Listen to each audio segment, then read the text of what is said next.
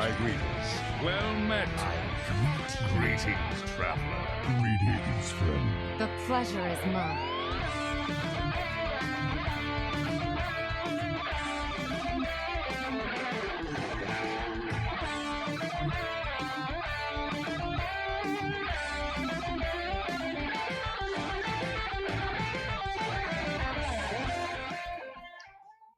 Hello and welcome to episode 283 of Concede, a Hearthstone podcast dedicated to making the competitive side of the game more accessible to you.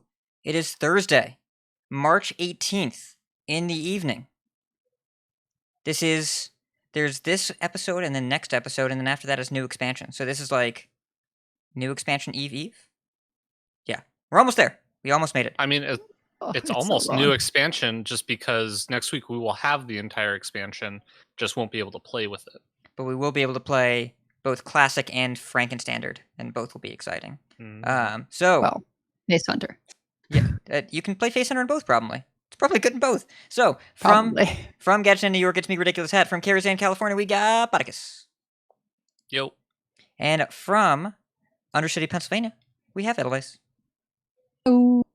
And Concede is supported directly by you, listener. If you'd like to find out how you can support us and receive rewards in return, head to patreon.com/Concede. You can also support us by leaving an iTunes review. Totally free, really helps other people find the show. We'll read those next week on the bonus episode, which we're going to do.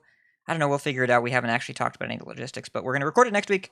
And probably in between games of Classic format. We'll see what happens. Thank you so much to our new patrons.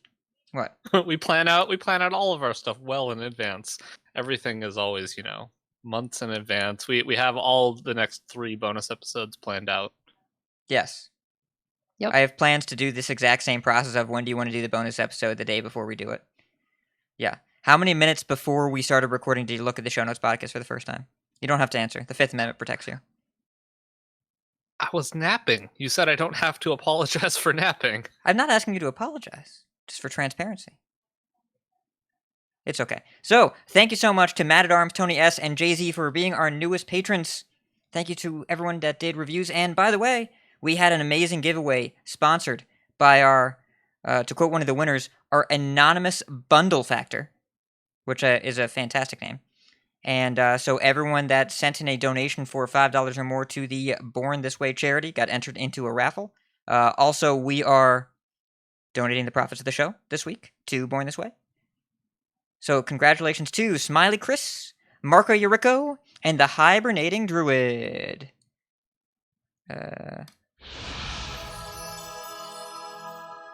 That'll work. Congratulations. Thank you so much, everyone who donated, and thank you so much to our anonymous benefactor for being a wonderful person. Life and Ladder. Botticus, what is that? What did you do? What is this? Okay. So Edelweiss didn't see this. So, I was described this game called Genshin Impact as a similar game to Breath of the Wild. However, it is not Breath of the Wild because it actually tells you what to do. You actually have an idea of like a plan and a direction to go, and it tells you things. So I've been playing the crap out of that game because it's really fun. It's actually a lot. It's very, very similar to this game I was playing on the Switch. I want to say a little over a year ago. YS. I forgot how it was pronounced. Ease. Which is a totally very intuitive way to pronounce the letters Y and S. Yeah, so it's very similar to that game, which I enjoyed quite a bit. And so, I think I talked a little bit about Loop Hero last week, and it was described, and I was like, oh, this sounds exciting. And then I just tried playing it and couldn't really get into it. I don't know. It was fun, but it wasn't great. And or it wasn't that it wasn't great, it just wasn't holding my attention. And I think Genshin has done a really good job of holding my attention. And I know that it is a gacha game, and it's very easy to spend a lot of money on that game. And I already have spent a little bit of money on the game. However, I got to play way more hours in that game before I even had to spend, or have to, quote unquote, before I spent any money. Before you felt compelled. Which is before I felt compelled to spend any money, because I knew I was going to invest some time in the game, and which is unlike Loop Hero, which I had to pay the money up front to play a game for a couple hours and realized it wasn't really going to work for me. So, Yeah, you I'm said usually Loop pretty Hero good. was like low attention engagement, and I think that's by design. So if you were looking for something Yeah. that was a little bit more active, then yeah, I totally understand that it's not going to scratch that itch. Yeah, I don't know so much. I don't know exactly. I was actually thinking about making a chart of like what games are actually interesting to me because it feels so complicated. What what is like the biggest turnoff of a game for me? But in terms of Hearthstone, I have been playing a few BGs here and there. Kind of hovering right around the 9,500 mark. Haven't really felt like pushing, but have been doing okay. Not poorly, not great.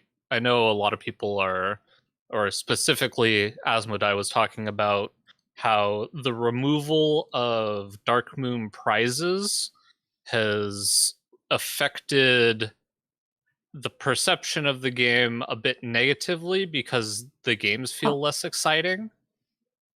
Like the games feel significantly less exciting, which after the bonus episode we had with Nicolina, I'm somewhat surprised to hear, but also not, because I kind of have the same feeling where they took away Dark Moon prizes, but we didn't get really anything to replace them, I guess. So it's been interesting. I definitely do feel like it was more exciting with the Dark Moon prizes in there. But I don't know that it's necessarily bad now. It's just definitely not as exciting. It's Interesting. balance I'm glad. is a nice thing. Variety is much more important for gameplay and general design sensibilities, and so maybe the prizes weren't balanced, but they were fun and different. And taking away something that is fun and different and leaving something that is objectively more balanced, we can see the same thing in Standard. Standard's balanced and diverse and healthy right now, but I'm not. I don't think any of us are really all that excited to queue it up at the moment. Yeah, I actually am probably the minority of people who like it better without the prizes because I take too long for my turns. So it's nice for me not to have that extra decision point since I'm already using my time to think about other parts of the turn. Yeah, it's the past year in Hearthstone feels like it has really stretched the APM muscle, where you have to make decisions faster and click things faster and be aware of what you're doing faster. And I don't know. I'm hoping there's a little bit of a shift away from that in the upcoming Standard year. We'll see, but they just have to nerf Penslinger first. So Edelweiss, what have you been doing? Well, not much of a change on that front. Honestly, it remains Divinity. I was hoping that maybe I would be able to finish before the expansion comes out, and then in Act 2, I started exploring, and I was like, oh, there's no way. I might get done with Act 2, but there's no way I'll get through Act 3 before the expansion comes out. The game just has so much depth, and I can spend forever doing all kinds of stuff, whether it's crafting or stealing stuff or actual fighting things that are probably higher level than I'm supposed to be engaging with. So. Yeah, that game is not known for its lack of content. It's got it's got quite a bit of content. So yeah, I'm glad you have something to do. I'm probably not too far off from you, though. It's not, instead of Divinity Original Sin, I'm trying this other game. It's way less fun. It's called Work, and I'm not a huge fan. It has definitely caught up with me a bit, especially during reveal season, and I have found that instead of playing Hearthstone, I am playing the client a lot less and playing social media for Hearthstone a lot more. There's so much to talk about right now, so much to engage with, and so many projects and plates they have spinning. I took a second to look at since Sunday through tomorrow, 7 podcasts in 6 days. So 3 of those are Hades podcasts. 3? So I recorded a late episode for Hidden Aspects on Sunday with my wife. It was in my kitchen. That was low effort. And then I'm doing a crossover with the only other Hades podcast. So I was on their show, then they were on my show. And then Monday I had the Hearthstoners, Wednesday, I'm on the Angry Chicken. Today, it's here, and tomorrow, I'm doing a Vicious Syndicate Data Reaper episode where we're interviewing Alec. So I'm excited for that. Oh, But that is exciting. that's 7 podcasts in 6 days, which is that's a bunch. It's a bunch of podcasts. That's more than I think the average person does in longer than 6 days. And how many of those are you editing? 1, 2, 3, 4. So 5 or 4? Only 4. Only 4. 4. Okay. Yeah, not that much. That's It's better. greater than 50%. I only have 1 in the queue. So better than I was hoping. I have 1 in the queue. I have this one, and then I have the one tomorrow. So yeah, it shouldn't be too bad. I took tomorrow off work because I was out of gas and just hey, I'm gonna take a day off. My boss cool. But that's not because of podcasting. I know that segue sounded awkward because we reopened on the 5th and it's the 18th, and I've been working I think 12 of those 14 days or whatever. It's been a lot of effort, and I don't have to work quite as much, but I'm in a building with 10 floors. And my office is on the 8th, and the manager's office is on the negative 1st. It's 9 floors away. And on Tuesday, our elevator broke. So, my legs hurt. My back hurts. Yeah. So, I took tomorrow off. We chillin'. It's all good. And I also took off Wednesday the 31st because I want to play a lot of Hearthstone. And we should talk about a lot of Hearthstone, so let's do that. But first, we got my favorite piece of fan mail ever. Ever. And it's from longtime listener Mishov, who is also is great at writing into our show. And this was after the bonus episode discussion. I'm going to read this word for word, even though I don't know some of these words. Normally, I'm not the person to discriminate on the basis of clade, but after your great bonus episode discussion on the King of Berries, I have to write in. I am very glad that Concede finally found the time to pay some much-needed attention to the Kingdom Plante, which is, I believe, the first time since Shera's and Miracle Rogue. I think we can all agree that Trions don't count. Unfortunately, your discussion on berries contains some technical incompleteness that I, even though they were minor in nature, would like to supplement. Some of the fruits you discussed and that we so closely associate with the word berry are botanically actually not berries. Great example is the strawberry, which is technically an accessory or pseudo-fruit, just like a pear. So the answer to the question, who is the king of berries, can at least from a botanical standpoint be banana, eggplant, or cucumber, but never raspberry or blackberry, as those are aggregate and accessory fruits, respectively. And now that this has been cleared up, I believe we can bury the subject. I'll show myself out. Mishov, you are a wonderful person. Thank you so much for sharing this with us. The second that I read this, I screenshotted and posted in our channel and said, this is the best letter we've ever received. So props to you. Thank you so much for, To quote our chat, to quote Electric Sheep City, that was very good. Yes. All right. Now let's do the news. Gadgets and Gazette always gets the scoop. All right, so it's been a whirlwind of a week. Tons of news to talk about. Let's start off with the reward track refresh and diamond cards. So they made some adjustments to the rewards track that we were aware that they were going to do. So the main points is that they are converting the current system.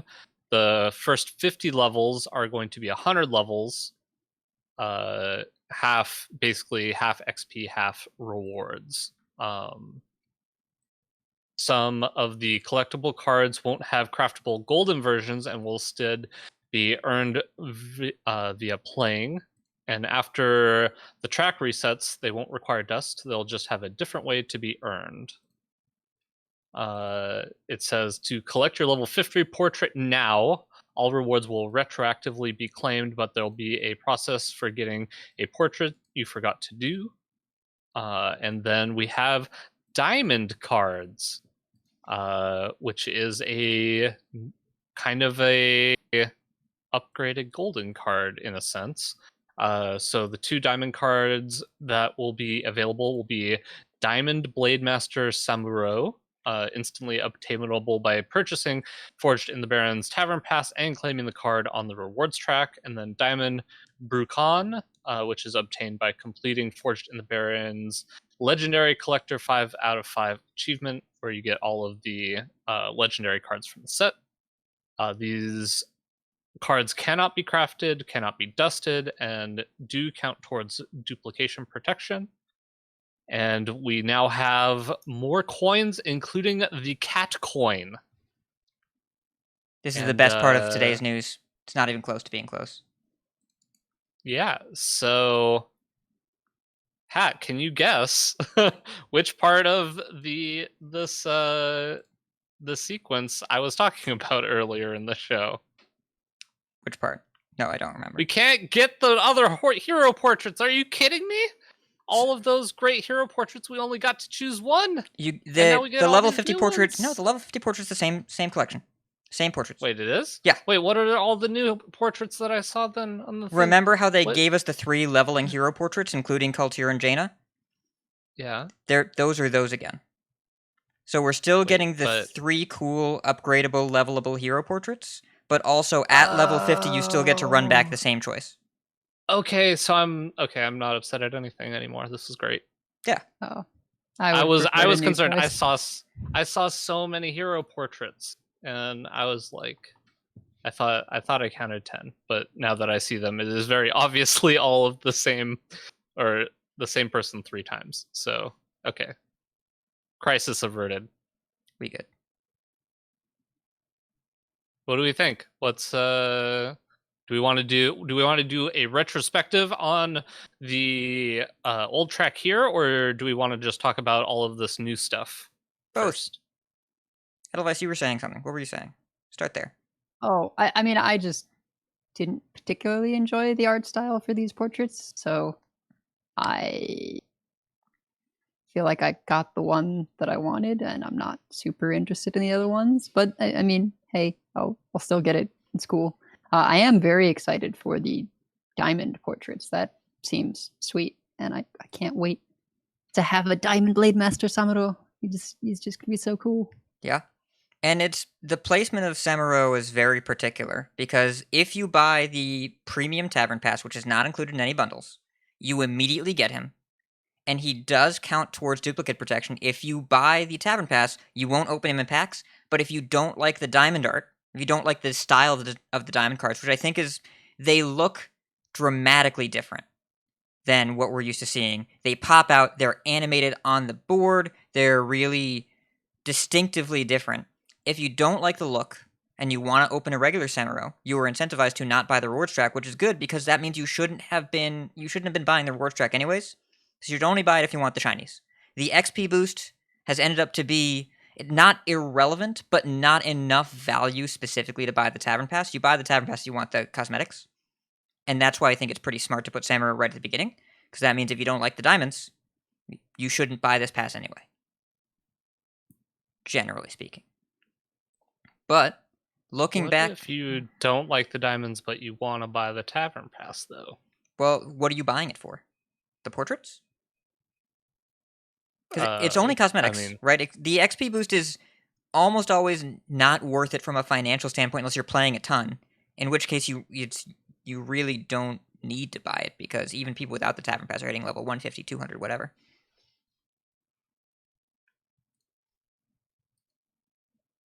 Interesting. Okay. I didn't really think about it that way.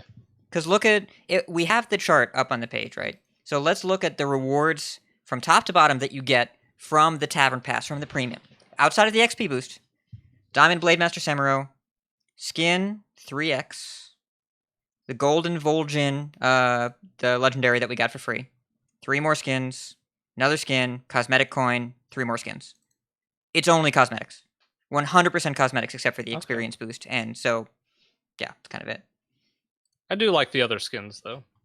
I am very glad that they came out with the these diamond cards, but it is definitely not a style that gels with me very much. But I'm very glad that other people enjoy it, because my initial impression was like, whoa, this is not something I'm super interested in. But then I saw a lot of people being very positive about it, which I'm excited about, because I want people to want this stuff. I want this to be a reason for people to spend money on the game that they can be happy with, because clearly you don't have to get stuff like this. So the fact that it seems like a good portion of the people are excited about these diamond cards is good, I think. Yeah, and I do want to point out as far as the style goes, and this is not intended as either a compliment or an insult. The game Eternal has a very similar style to the diamond cards. You can see I put them both up on screen. Surprisingly similar. And I don't really love the design in Eternal either. I have to see this in action before I decide if I like it or not. It definitely looks different. It's definitely a recalibration. But I've played a lot of Eternal, and I did not play that game for the visual style. So I'm not sure how I feel about it yet. But we'll have to see how it feels. I'm super and weird fine. because I actually like the Eternal card frame. Okay. I just don't like all the filigree on and the color scheme. Isn't super appealing to me. But the video, there was a video of, I think, Blade Master getting played, and that looked pretty cool. Yeah, in play is really the thing visual. that I'm curious about. Yeah. Yeah, the visual effects looked pretty cool. So. Yep. So, and I don't know if you can buy the Tavern Pass before you log in, like if you can do it online, to see if there's a way to avoid opening a Samuro, because the pre-order bundles come with legendaries. So chat's talking about it right now about we want to make sure you don't duplicate open a legendary like a Samuro. I don't know how it's going to work. I'm curious. But looking back at the rewards track, remember the kerfluffle, and now look back. This was just clearly a massive improvement on every level, right? Like, the new system is just not only better, but better without even being close to being close. Oh yeah, Yeah, definitely. 100%. I think it's also interesting because I see a lot of people talking about, or I saw not a lot. I saw a couple comments that were saying, isn't it good that we complained to get them to change the reward track to make it better? And I don't think those people realize that I don't know that they actually changed the amount of XP and rewards that we got. They just took it out of things that they were going to do and made it Right. more transparent. So I think it's kind of interesting. People think that they should get credit for having them quote unquote change the rewards track to make it more rewarding, when I don't know that it's actually more rewarding. I think this might have been their intent, is to have it be as rewarding as it is. However, they just changed it so that there's no, or they didn't really do any bonus XP events or any additional ways to get rewards and such. Well, they were going to do I'm bonus interested. XP Do you events. feel... They were gonna, and then they took them away and just gave us the experience Right. instead. Yeah. Well, right, but I think that's kind of what Bott's saying is like, this doesn't quite fit in terms of Catch-22, but it's sort of like it's an unknowable thing because we'll never know how much we would have gotten if they kept it the same, because people were so loud, it was so invisible, and it was within contained events. So maybe it would have ultimately balanced out how they kept the initial system. But I think the only part that we can say for sure is better is that you're not like required to play during those events for the XP bonus, which is nice. You can sort of play when you want to play instead of when they're saying you'll get extra rewards. So Yeah. And yeah, it is nice that after it changed, it felt upfront. It felt more upfront that it was better, instead of predicting that maybe it will be better, and we're kind of unsure at this point. Whereas when they changed it, it felt almost immediately better, where we didn't have to wait for an event to make it feel like we were getting more rewards. well, and look at how much more transparency there is. The graphic that I put up earlier that Blizzard gave us, they did the math for us to say this is what you were getting, because they learned. They listened and they learned. And the biggest problem with the original system was how opaque it was, how hard it was to tell what was going on. Because Blizzard said, just trust us. And people didn't. They didn't. But if you were generally giving the team the benefit of the doubt, and you said at the beginning, I'm sure they have stuff planned to help this feel good, you would have been right. But I'm glad they changed it for more transparency. And I'm glad they iterated in general. They've sent a clear message over the past year. They're going to change things when they are first released because they don't expect to get them right out the gate. But messing with people's money gets complicated. And the original system, I will say, if I didn't experience the original levels 40 to 50, where the experience requirements were like 5K, 6K, 7K, 8K, 9K, there were a couple levels there at the end, 45 to 50, that were 9,000 experience each. And you're grinding that for, that's one rank per week. Would feel pretty miserable. So I'm glad they got rid of them and capped them at, 4,500 or so. And the new system looks like it's going to feel better, but the rewards they had planned the whole time were likely well aligned. And at the same time, it was good for Blizzard to get the feedback. I don't want to overgeneralize. They needed to hear it, and it wasn't. They got warned a bunch of times and then didn't react clearly and quickly enough. Didn't make it clear what they were going to do about it, and didn't earn the benefit of the doubt back. I think they have it now, but it was a painful November. So they've learned from that, and I'm really happy with the direction they're going in. And it doesn't hurt that since then they're like, you want the game to be cheaper? Here's a core set. And made the most important change in the history of the game in making things more accessible. So yeah. I'm happy with where we landed. Not surprised it was a rocky launch. And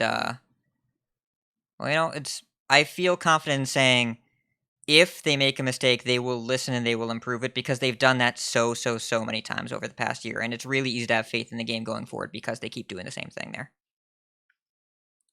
It's also hard to feel an event, I guess, as much in Hearthstone. I think the only time I've really felt the difference of logging into Hearthstone, where I'm not just logging into Hearthstone, where it physically I could tell that something was going on in the game that is different than how it normally is, was probably during one of the early dual class arenas where everything was kind of spooky, I guess, in the tavern.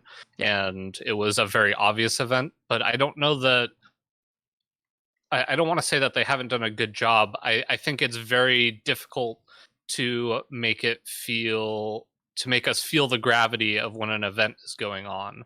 So I kind of like the idea that there's not really bonus XP events, because I don't know that would correlate to a specific feeling, I guess. I'm trying to come up with this on the spot, so it's hard for me to put it into words exactly, but I think you might get an idea what I'm kind of trying to say. That the events felt like window dressing and you didn't care.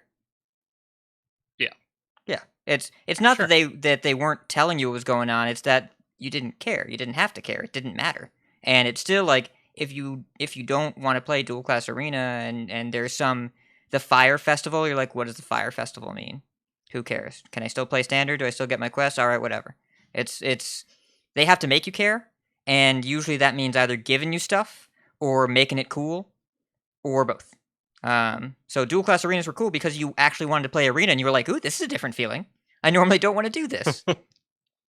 Yeah, and it's funny because even when they give you the quests or whatever that's like you get a pack for doing something in game, to me it didn't feel I don't know, it just felt like I was still just playing the game and I got extra stuff. It didn't feel like an event, if that makes sense. Yeah. But also we have the new cosmetic coins, and I know Hat has it in big capital letters, the cat coin. So it's a Bigglesworth coin for collecting one of every card from Scholomance Academy. Academy? Academy? Scholomance Academy? Is that what you said? No, it's probably not what you said. That's not what I said, but that's definitely where you took it. And we also have, looks like a Horde coin. And do they have a name for this other one? The Kazakus coin.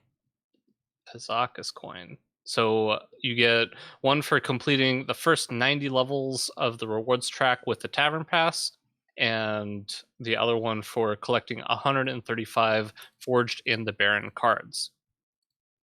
So these are pretty cool. I definitely want to use a Horde coin. It's pretty sweet. So you're not just immediately switching to cat coin and leaving it there forever? I don't No, understand. not much of a cat person. Can we randomize a coin? Not yet. Not yet. Not yet. You mean, can you flip the coin? It would be nice. Yes. So anyways, Man, But what's on the tails side? but it's a cat, so I assume an actual tail. That's my assumption. oh, so you have to see what the golden version of the coin is. Wait, does the coin ever flip in the artwork? I don't think No. so. Lucky, so you only have to see one half of the coin. So you only have to do artwork for one half of the coin. Yep. But also, it's cool that so the Scholomance, the cat coin, you get from collecting every card from Scholomance, which is 2 expansions ago. I love that they're going back. I don't think that they'll make an Ashes coin, but I like that they're going back. I don't know why they landed on this one. My guess is that someone in the design team is like, I really want a cat coin, and then they made one. That would be my guess. And Yeah. put it with Scholomance because Bigglesworth. Yes, that's my assumption. But yeah, I mean, it's just nice to see that not only is this not a contentious topic anymore, not only is Blizzard giving us more transparency, but like we have the experience now where we can say, yeah, this is clearly better, and then that makes the core set a lot easier to be excited about, even if you were a naysayer, because it's just another way they're making things better. So they had to rip the Band-Aid off and change progression eventually. They learned about how to communicate, but it's a much better system and feels a lot easier to be a Hearthstone player right now. Yeah, I think it's pretty much mostly just excitement now. And especially with this next news item, kind of talked a little bit about art, making the cat coin art. So I'm actually interested what they're going to do about this, because Stonetusk Boar and Bluegill Warrior are now going to be rotating instead of staying in core set, because they're going to keep charge, which means that they're going to have to make new cards to replace Boar and Bluegill to go into the core set. So I wonder if they just have art laying around that they can just toss in there and think of a good name for. They do. They repurposed WoW TCG art.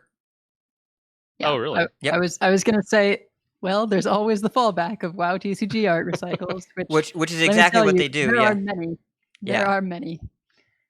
And I love this change too, because they changed what was going to happen after announcing before it came out, just saying, yeah, you're right, to the Wild community. Because it's the Wild is contentious topic. I talked about it on the Hearthstone if you like R-rated shows about Wild, but like whatever. That was on Monday. But the deal with Wild is they don't want to change things because of balance, like because of power level reasons. That's the purpose of Wild existing, is that things are broken and that's how it is.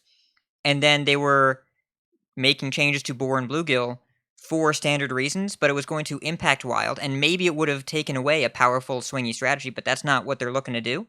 And so it was pointed out that was inconsistent with the other changes they were making. And they said, you know what, you're right, we'll change it. So really love that, and especially considering that's what a 7, maybe a 2-week turnaround to make 2 new cards, source the art, source the sounds, source the golden animations, and get them into the patch. A lot of work in a very short amount of time. And so these cards, they just are the 2/1 rush and the 3/1 rush, right? Yeah, same effect, same text. It's just new creative. Because the boar could, or whatever the beast rush is, could legit be in Hunter. We'll have to see. Yeah, it's not a bad card.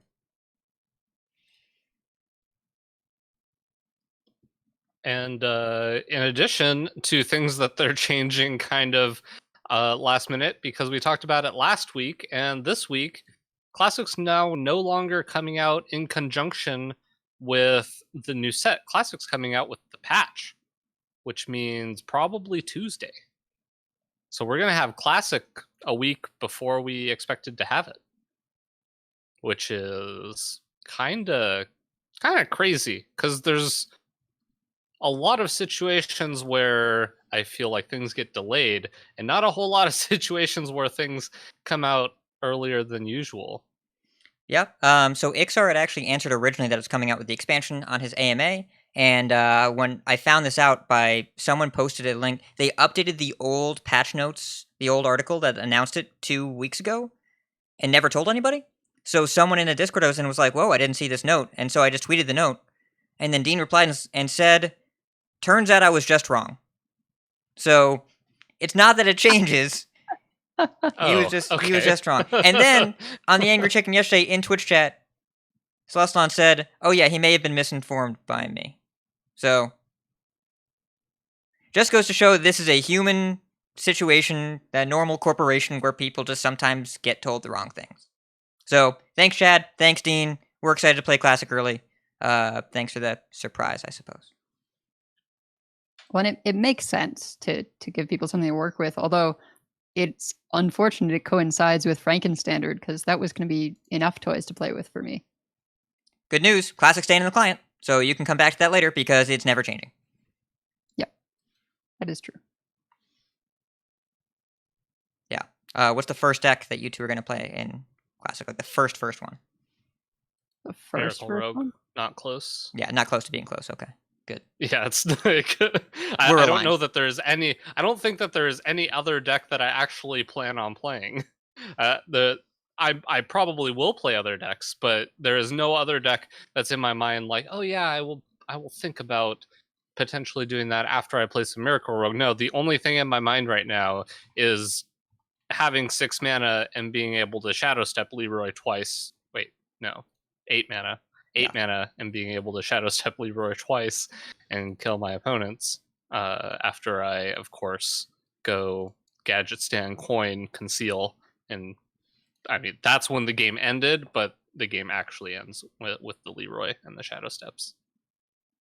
I'll probably play like OTK something, either the Warlock or Charge Warrior. Which Warlock? Oh, with like Arcane Golem, Power Overwhelming, Faceless or something? Yeah. Yeah. That sounds about right. Although I might just zoo people. 0 mana Soulfire, all that stuff. I did. Yeah. I asked Dean on Twitter during his AMA, and he said Freeze Mage, obviously. And he said, follow-up question, are you excited to get Doom guarded by Chalky? And he said, I am not high enough MMR to be paired with Chalky. So, which was a very good answer. Yeah. I'm looking forward to this, but also I will be splitting my time between this and Frankenstein. I do want to run back Druid. I haven't Force Roared in a long time. I do want to Force Roar people and see what I want to remind myself what 2 mana Innervate felt like without Overload, where you just did it and the next turn you got to play your whole turn. Because I've done it with Overload in current standard and it's very good. But like instead of having to pay your loans back like you do now, it's like pre-2008 recession where like you just take the loans out and you never have to pay the interest off. That's what Innervate was like. I'll probably play a lot more Frankenstandard than Classic, at least for that week. I'll ask for it in coachings.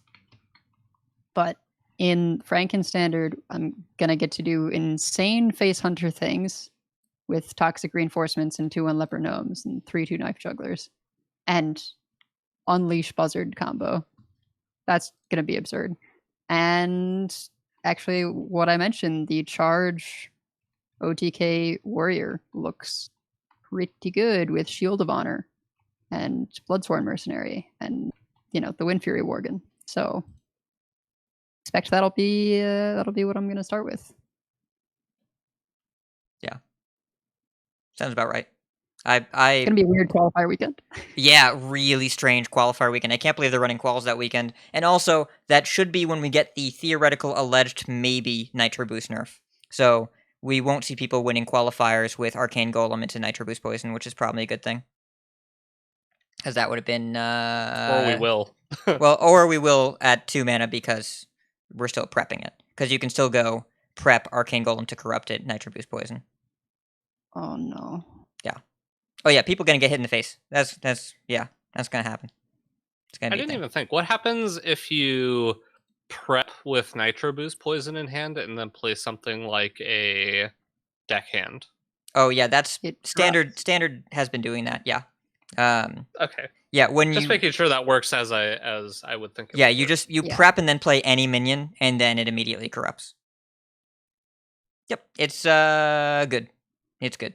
So the prep interaction stays the same, just the base copy of Nitro gets worse. But if you're prepping, it doesn't matter. It just stresses your preps a bit because you're a lot less likely to use them on a Swindle if you know you need them for a Nitro boost later. But people shouldn't be keeping Swindle anyways. Because if you want to keep prep Swindle, just click both cards and then you get a 0 mana prep Swindle before you even play your first turn. It's free in the mulligan. You just click both. But I assume if you played like a deadly poison, that it would not corrupt it. Correct, because the poison would be 0, and then Right. the nitro would go back to 2 afterwards. But yeah, even if you were to play a 3 mana spell for 1, assuming you had a 3 mana spell, you were to like prep a cutting class for 1 with a 0 mana nitro in hand, the prep would wear off before the corruption happens. It has to be the lower cost before and after you play the spell. So it would work with something like a 2 mana Well, not after nerf. currently, but not after Yes. nerf. Yes. Okay. Interesting interactions that I've not had a lot of experience with, which I think is good for my sanity. It is. Yeah, Uh, you would aggro rogue is basically Soul Demon Hunter but faster. You wouldn't have enjoyed playing against it. I played it a little bit, but didn't enjoy it a whole ton. Yeah. Either way. Last couple items we have on the list for news this week. We have the Battlegrounds rating distribution was published again. We haven't had this in quite a while. So the new statistics say that if you are over a 5,000 rated player, you are in the top 64% of all players that play Battlegrounds. And it goes up and up to at the top 9. If you're over 9,000, then you're in the top 1% of all Battlegrounds players. I could go over each one individually, but we have a link in the show notes if you would rather just check out the link to the tweet. So this is kind of neat. We haven't had these statistics in a while, and it's good to know that for a lot of people, you're probably better than you think you are when it comes to your Battlegrounds rating. Yeah, it's I am in the 7K bracket, and I look at my play versus what this tweet is saying, and I definitely not consider myself top 6%. But what you gonna do? So yeah, it's there's. I wish there was more of this kind of level setting available. They used to have it when you hovered over the rank. Like remember, you used to have it was like it gave you the percentage. They hard coded it inside the old profile screen. It used to be built in. Vaguely Yeah. remember that. Because they ran the numbers once and then came up with static values and just put it in as tooltips, but it wasn't updating. I would love for there to be some kind of level setting of percentile comparison, but it probably would feel pretty bad for the people that were in the lower brackets, which make up the vast majority of the player base. So I'm not surprised that Dean puts this out on Twitter, where only highly engaged players are going to be. And this is, of course, all players that have completed at least 5 games of BGs in the last 20 days. So that means that of the total number of people who play BGs, it's even higher than this number. These are just what they would consider to be active Battlegrounds players. And I also agree with Hat that if I am technically in the top 1%, there must be a lot of frickin' people playing Battlegrounds. Yeah. Just the scale of math is people. pretty substantial there. Right. And of course, lastly, the last news item, as always, a weekly thing. We have the Iksar AMA, and boy, he just keeps knocking these out. So they do want to eventually in the future, or some of the, I guess, key points from the AMA was in the future they would like the ability to sell precons, which I believe is just a semi-competitive, what you would consider semi-competitive Hearthstone deck that you can just buy the deck. You don't have to buy packs to get the cards and such. You could just buy the deck and get all the cards so you can start laddering right away and not have to worry about any RNG getting the cards that you want. Or that you don't have to worry about deck building, because that's not a core part of the Hearthstone experience. Oh, yeah. Yeah, we didn't get into that last week, and we don't need to get into it this we, week. touched on it. We just a little touched on bit. it. Listen, if someone wants to buy a deck and kind of have an alright time, like I'm all about that. They do the same thing in Magic. They're called Challenger decks. They're pretty good. They're not like, you're unlikely to win a tournament with it unless you are really good, but it's enough to whet your appetite and give you something that isn't embarrassing without having to open outside websites. Love they do it. And I would argue Hearthstone's like put in a few cards, have it build the rest of your deck. Like once they upgraded that to make sense, I think those are way stronger than pre-con Magic decks. Oh yeah, way, way, way stronger. It's a great feature, but also not one that they advertise at all.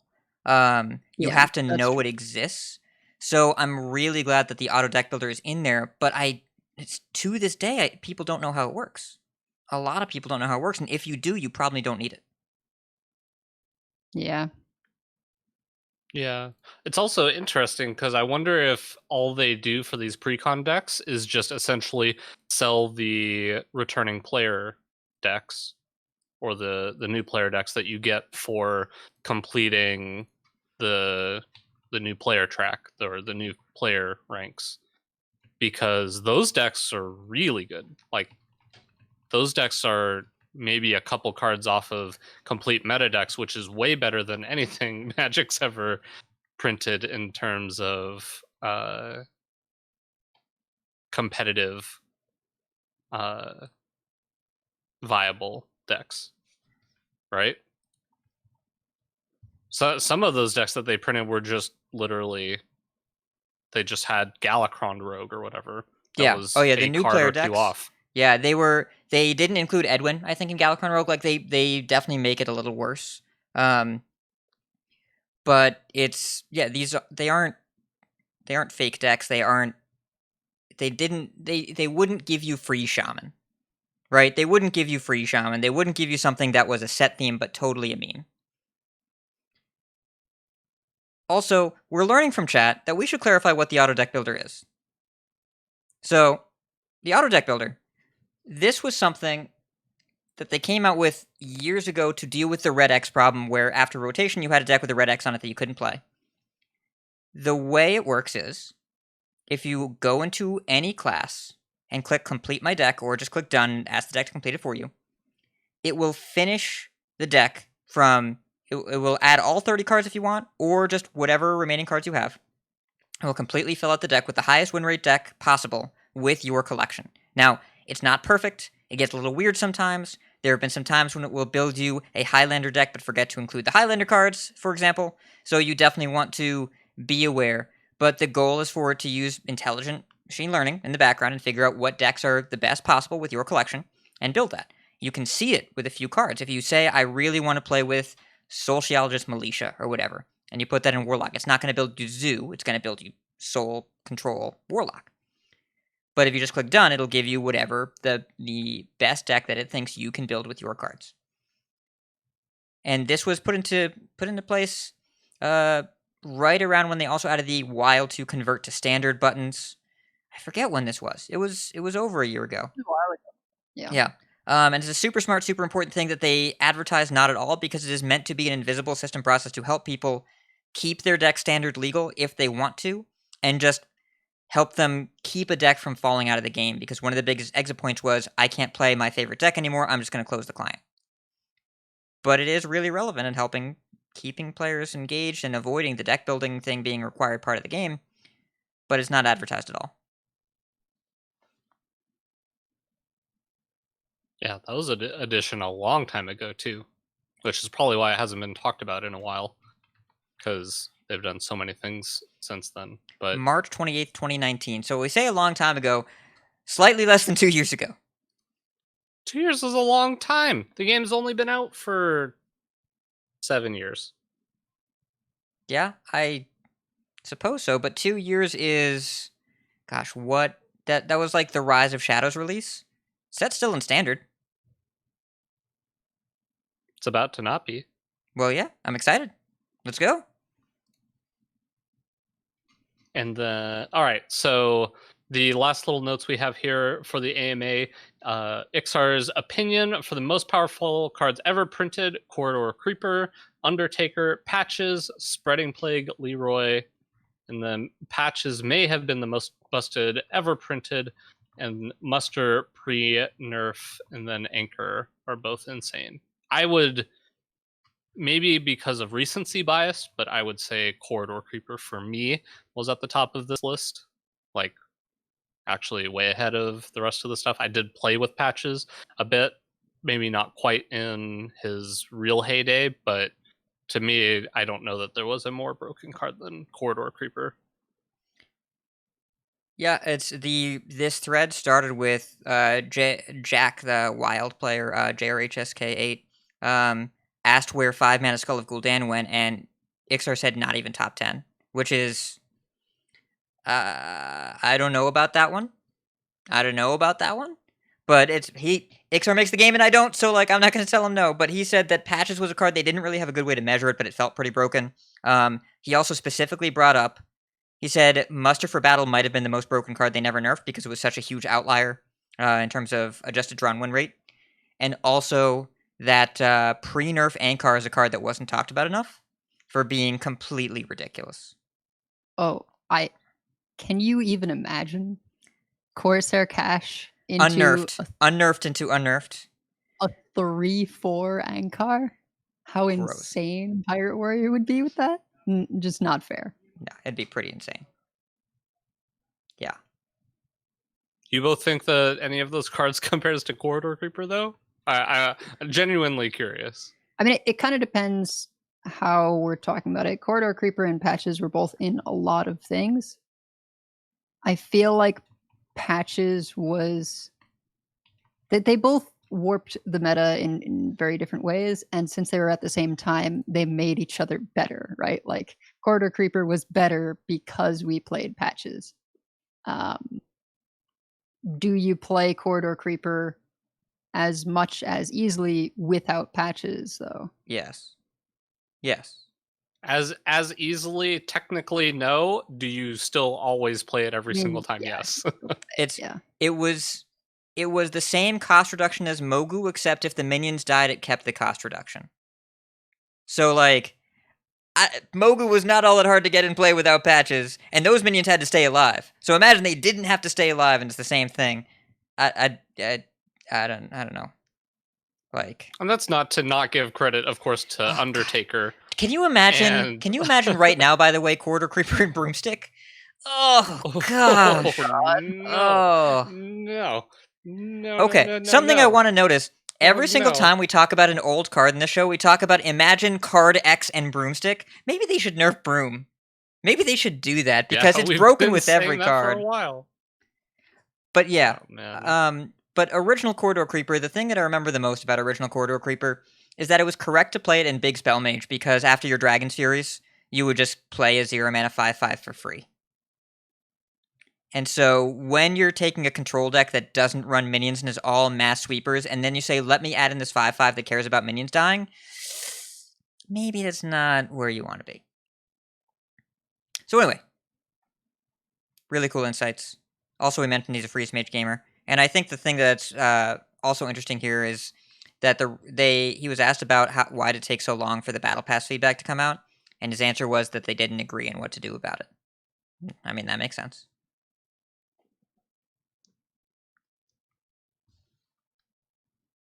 Yeah. And man, I wish I remember there was a question that I wanted to ask. Well, there was a question I wanted to ask for the AMA that got asked but got answered that he didn't really know about it, which is how he feels about the much shorter release schedule, and that was a question for somebody else.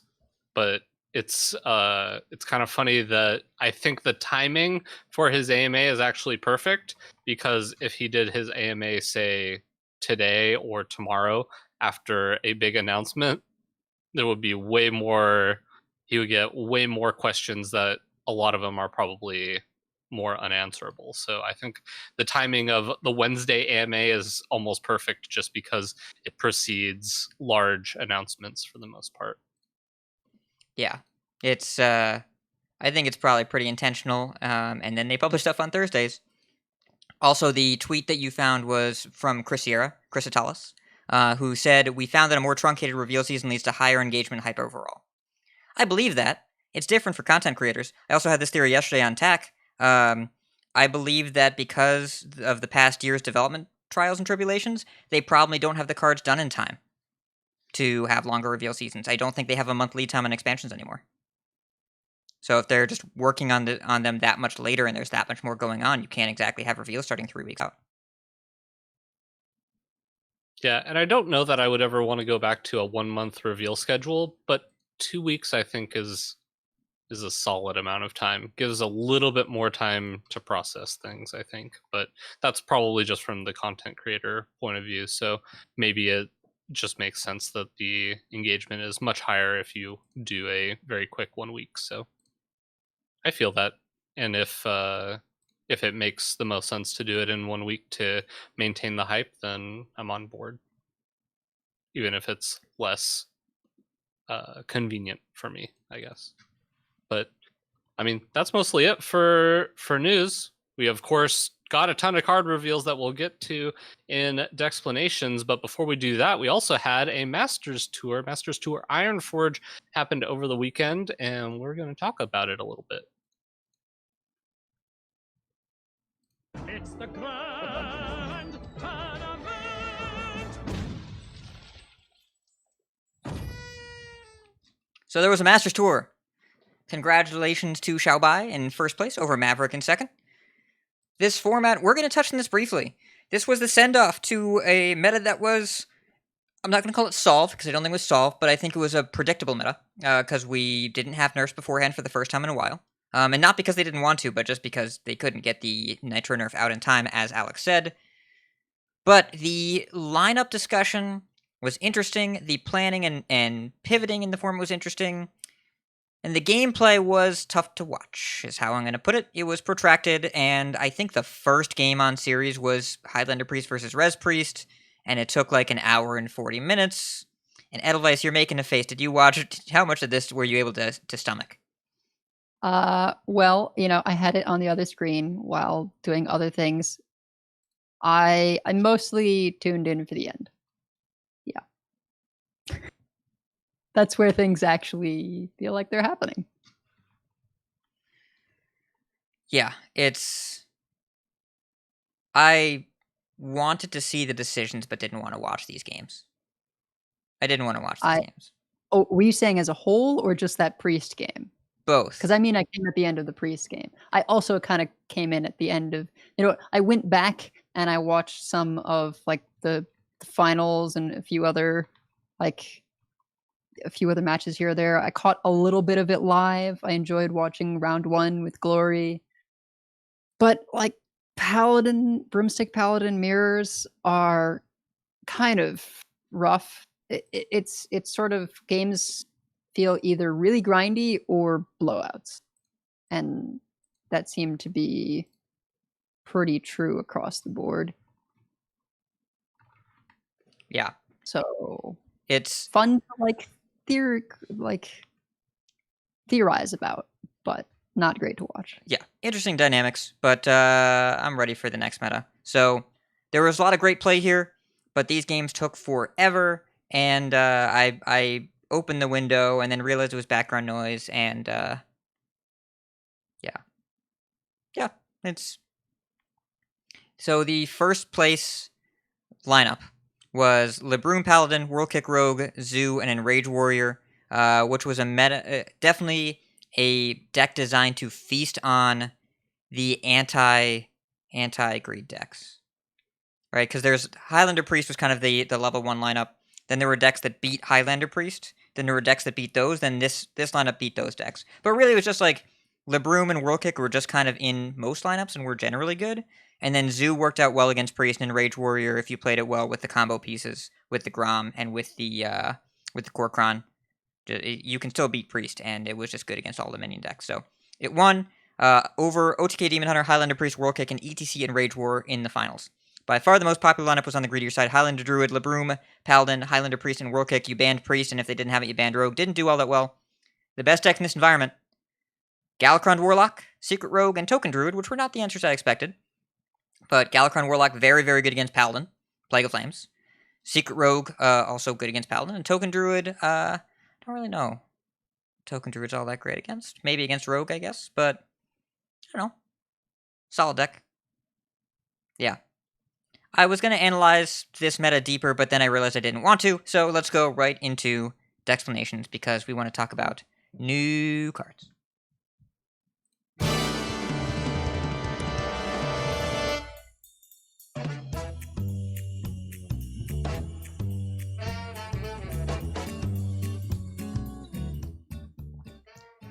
Also, a brief note before we get into this, to follow up on the Blademaster Samuro Tavern Pass discussion, there are apparently protections in place to make sure that there's not a situation where if you buy the Tavern Pass late, you get Samuro and you accidentally get a double. Celestalon tweeted about it. We don't know the specifics, but there's something going on there because they've thought of this scenario just like we have, and apparently they're going to update the blog with details. So, thanks, Celestalon, for you and the team thinking of everything.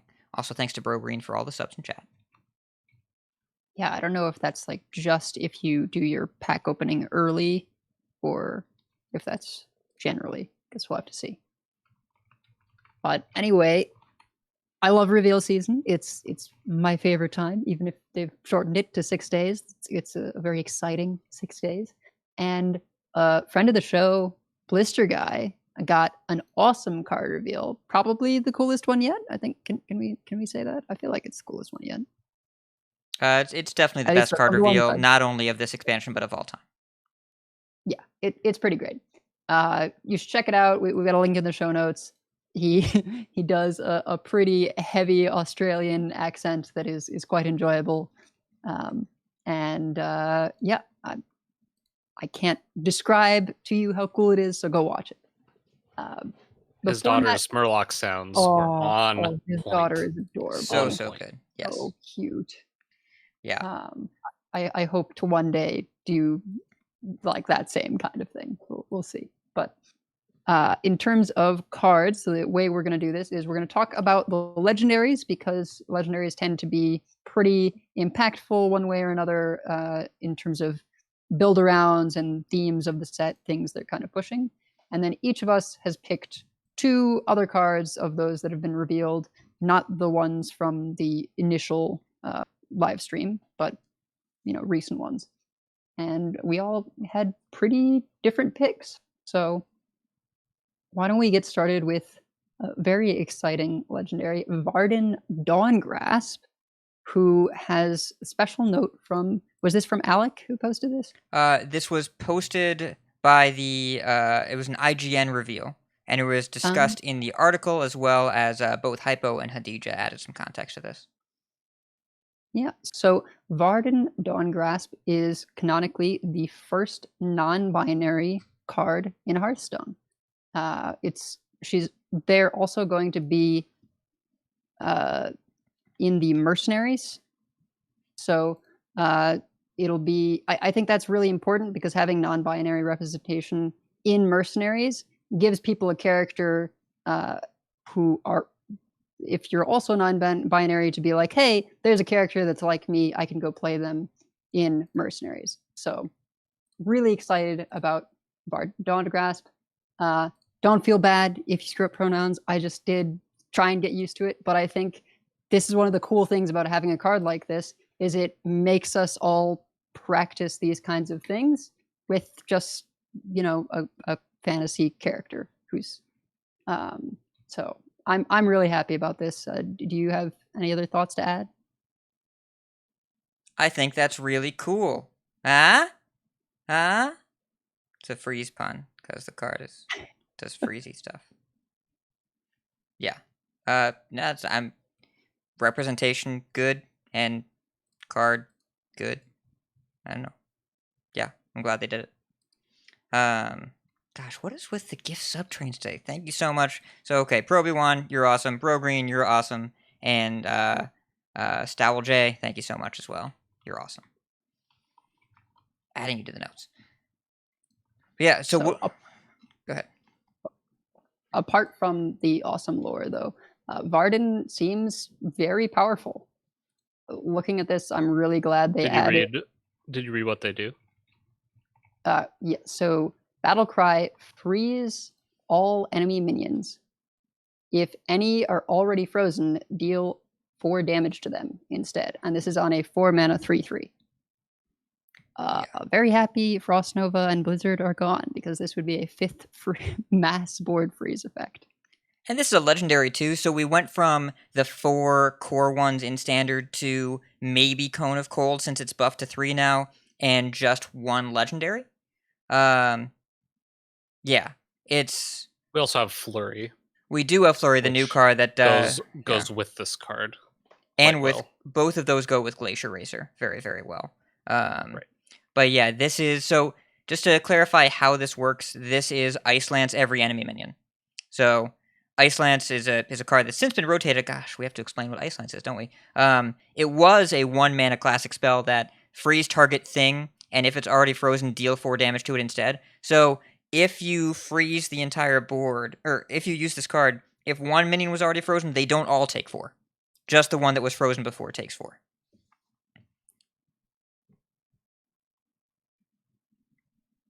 Otherwise... Yeah, you should get used to Ice Lance if you're planning on playing any classic, because if you play against a mage, you will see that card. Yeah. And I expect to see a lot of this card in standard. I expect to see Varden quite a bit, because Varden is a very strong card. It is a Frost Nova with a 1-mana 3/3 attached, and potentially removal.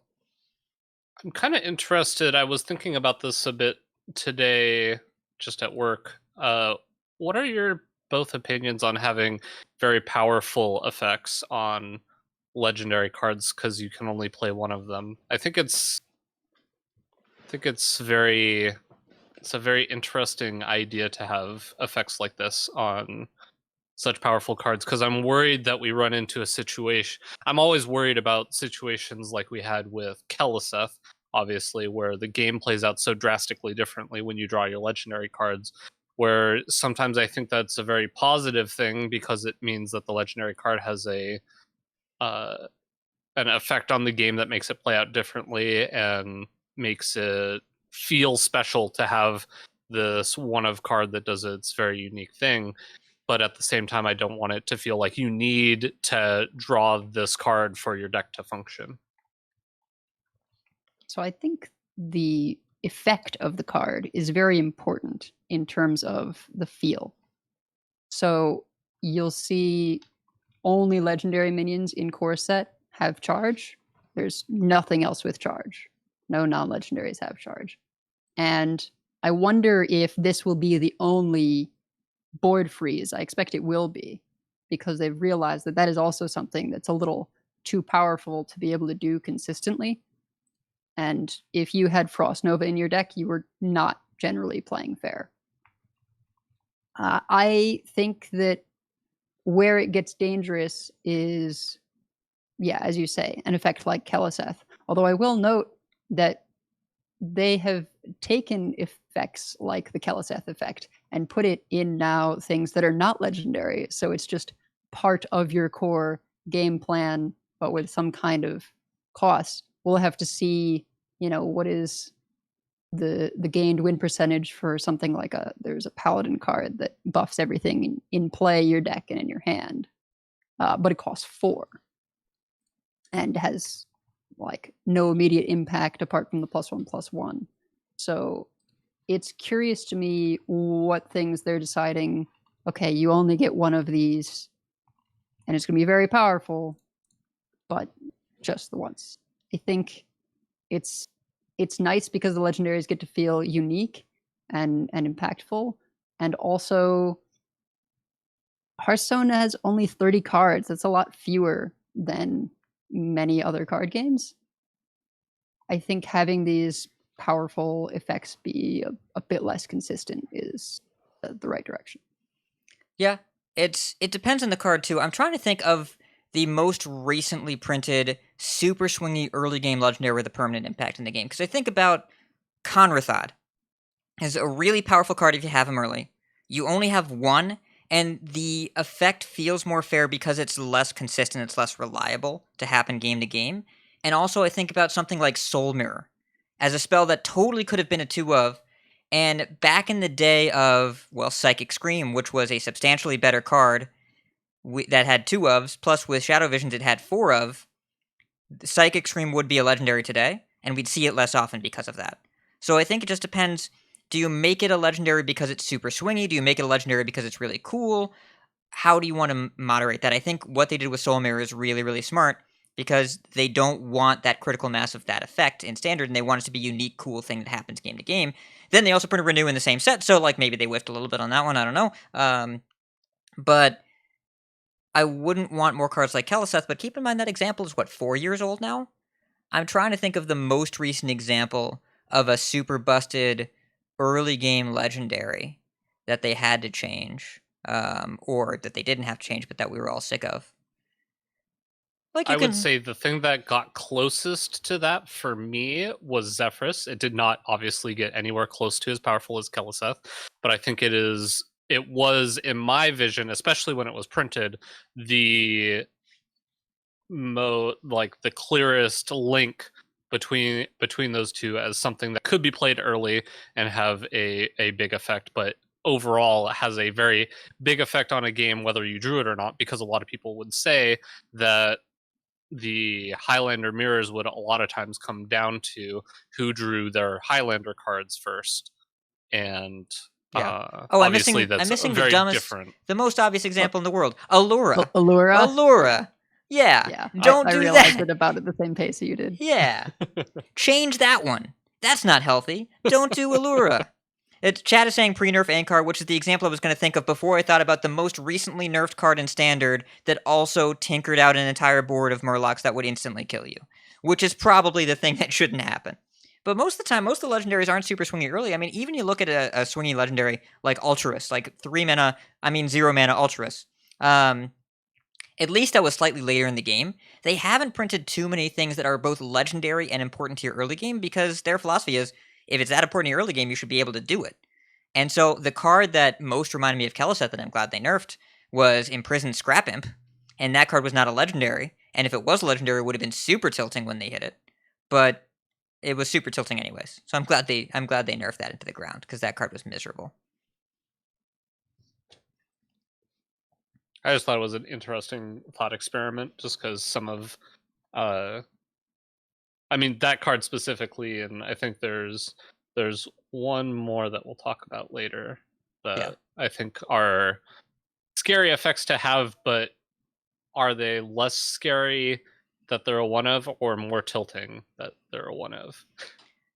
Deck restrictions as balancing is a complicated subject. And in the past, sometimes it's been good and sometimes it's been really not good.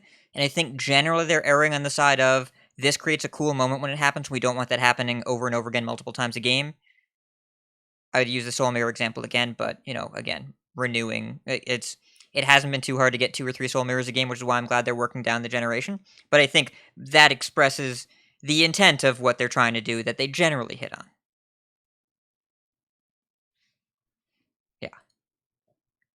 Well, go ahead. That takes us into our next legendary, Tavish Stormpike. Wait, hold on. Which we haven't figured out order here. Bodicus, which of the Rome sisters tilts you more? I'll have you talk about the other one. Or do they both tilt you? No, the Demon Hunter card tilts me. Oh, so that's surprising. Okay. I don't care about any of the other stuff. Okay, so I'll have you talk about. I'll take the next one. What the next one is? Tavish Stormpike. Tavish. Okay. Oh, I like this card. This card is cool. I love this card. It's great. Talk about it. Tavish Stormpike. It is a 2/5 though. 3 mana 2/5. After a friendly beast attacks, summon a beast from your deck that costs 1 less. This card is sweet. I'm looking forward to seeing the combos that people come up with a card like this. I don't know that there's much else to say, but just a very cool effect. It's very interesting.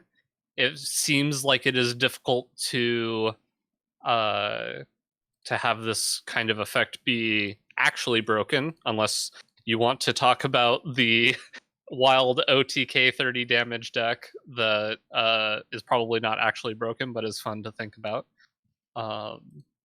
So But yeah, just a cool effect. my expectation for this card, for most common scenario, is the on-curve play when you get to attack with your 2-drop. How powerful is that? Because 2/5 is a lot of butt on turn 3, as we've seen with Evil Miscreant pre-nerf, as we've seen with Hanar pre-nerf 2-drop. So this is going to be a little bit difficult to clear, and you have the possibility of guaranteed value with a 2-drop that survives.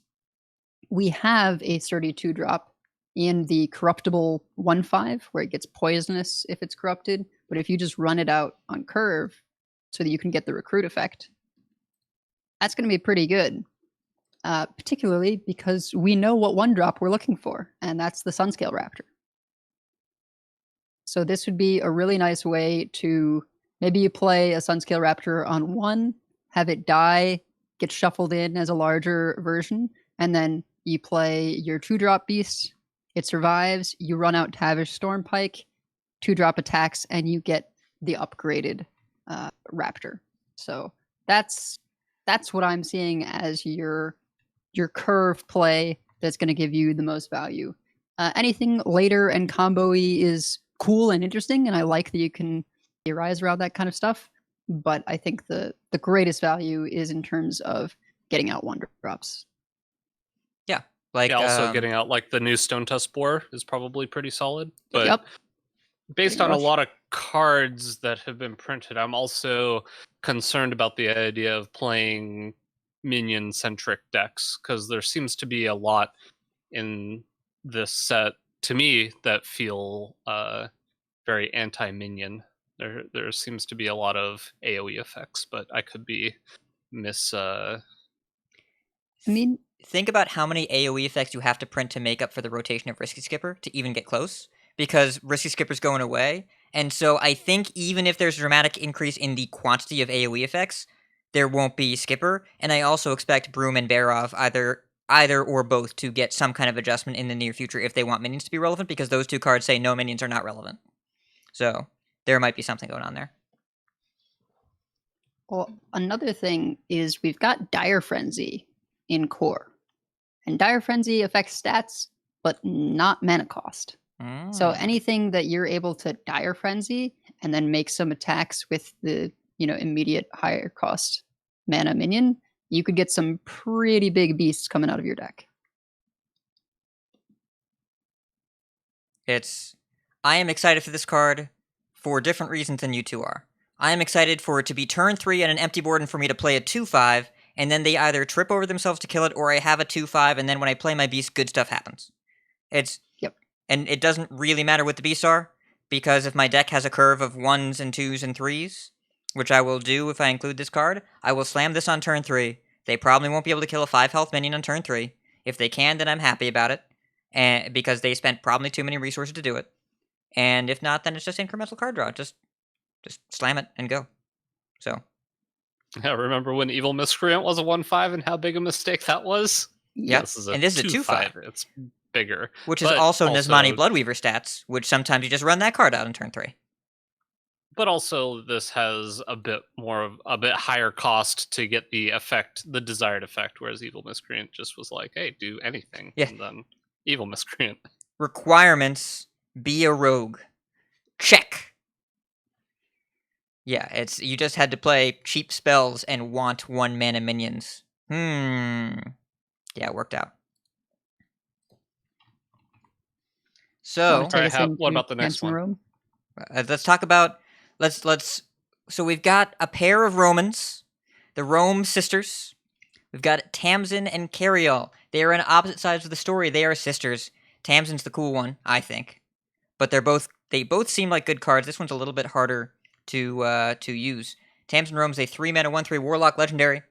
Whenever you cast a shadow spell that costs 1 or more, get a copy of that spell. Add a copy of that spell to your hand that costs 0. Note that the copy is not fleeting. It does not discard at the end of your hand. You just get it, and that's what it costs. So if you play this and a Siphon Soul in the same turn, then you have a 0-mana Siphon Soul in your hand until you decide to play it.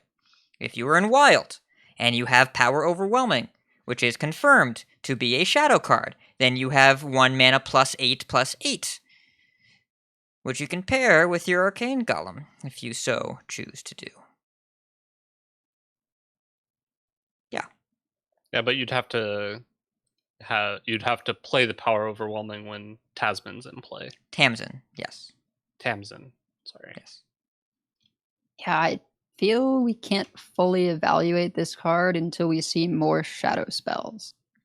Because you don't get the thing if Tamsin dies, right? I don't understand. I would expect not. What? Oh, like if you play a spell and the spell kills Tamsin? Yeah, it's an after effect. Right. So a number of shadow spells we've been seeing are... Or wait, no, it's a whenever effect. Word clear. It's a whenever effect. Maybe you do get the copy right away. So maybe you do get it. I mean, that's pretty interesting then, because then you can clear a board and get another version that costs 0, which gives you initiative and a very high tempo. That would be nice. But I think it's good this card costs 3 and not 2, because I assume that Twisting Nether is is Twisting Nether in the core set? I assume so. It is. I think so, yeah. Okay. And I would Is assume... it a shadow spell? I seems don't like a know shadow for spell. sure, but I would guess yes. It is a shadow spell, yes. Okay. Also, I believe But Drain Soul is a shadow spell, and we know that Soul That's Shear is probably definitely a one of shadow the- spell. Yeah, those are probably your run-of-the-mill, like, solid ones to play.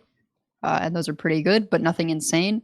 And of course, it's important that it says a spell that doesn't cost 0, so that it doesn't go infinite on its own. Yeah. And the comparisons being made in chat, Proxlock said this, I think it's great. It's basically like a perpetual Warlock version of the Diligent Note Taker, which I think is really cool. And yeah, so we confirmed from the video that came out on Spell Schools, you get the copy before the spell resolves. So if you play this with Twisting Nether, you do get a 0 mana Twisting Nether added to your hand before Tamsin dies. That's also really cool. A little different from how they've done this sort of effect with Spellburst in the past year, but we'll get used to it because it's just better for the player.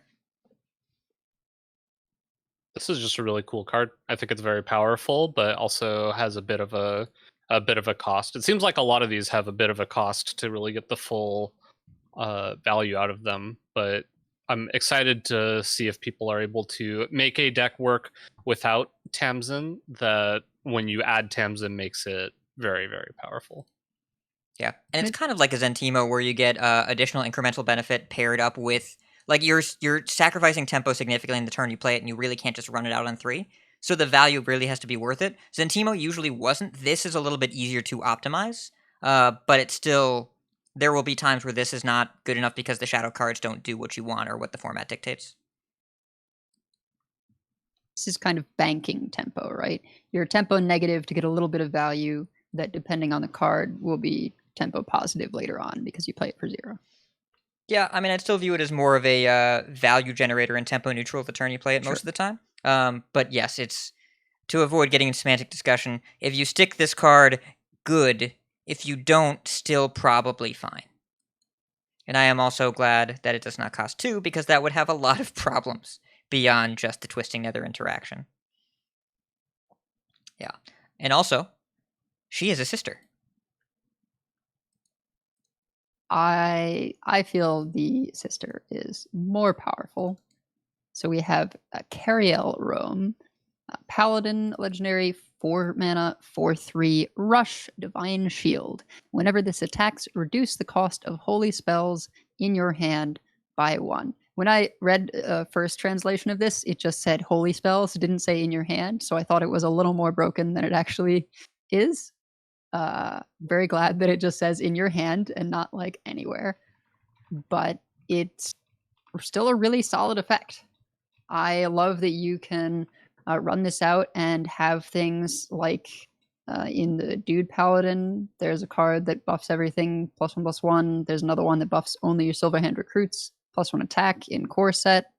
There's a lot of holy spells in Paladin that we can already see that we'll be very happy to get a discount on. And you're not paying much for it. I would say that this card is a better minion, and I think the effect is potentially weaker just because the chances that it procs multiple times is less, whereas Tasman, you can really plan on having the effect proc multiple times, but I think this definitely has potential to be more powerful, just in the sense that you would often play a 4-mana 4/3 Divine Shield Rush, just because that card is pretty good. And it kind of slots into anything. It's like a fishy flyer, but you don't have to play the second half. You just get the second half on the board already. I'm watching you, Botticus. I'm watching you. I'm keeping my eye on you. Also, by the way, Librams are holy spells. So, yeah, I just want to play this card. Also, I'm noticing a lot of the legendaries in this set cost 4 mana, which I think is intentional, given one of the legendaries we're going to talk about. But yeah, the current Libram Paladin does not have any 4-drops. There's no 4 mana cards. So this will slot in very easily. That's so weird for Paladin. Right? It's very, very strange, because Paladin's class identity was always like 4 mana crap. But it doesn't have any, and I think we'll decide between this and Kazakus quite often. But discounting Librams is cool. And also other holy spells, which hopefully are good.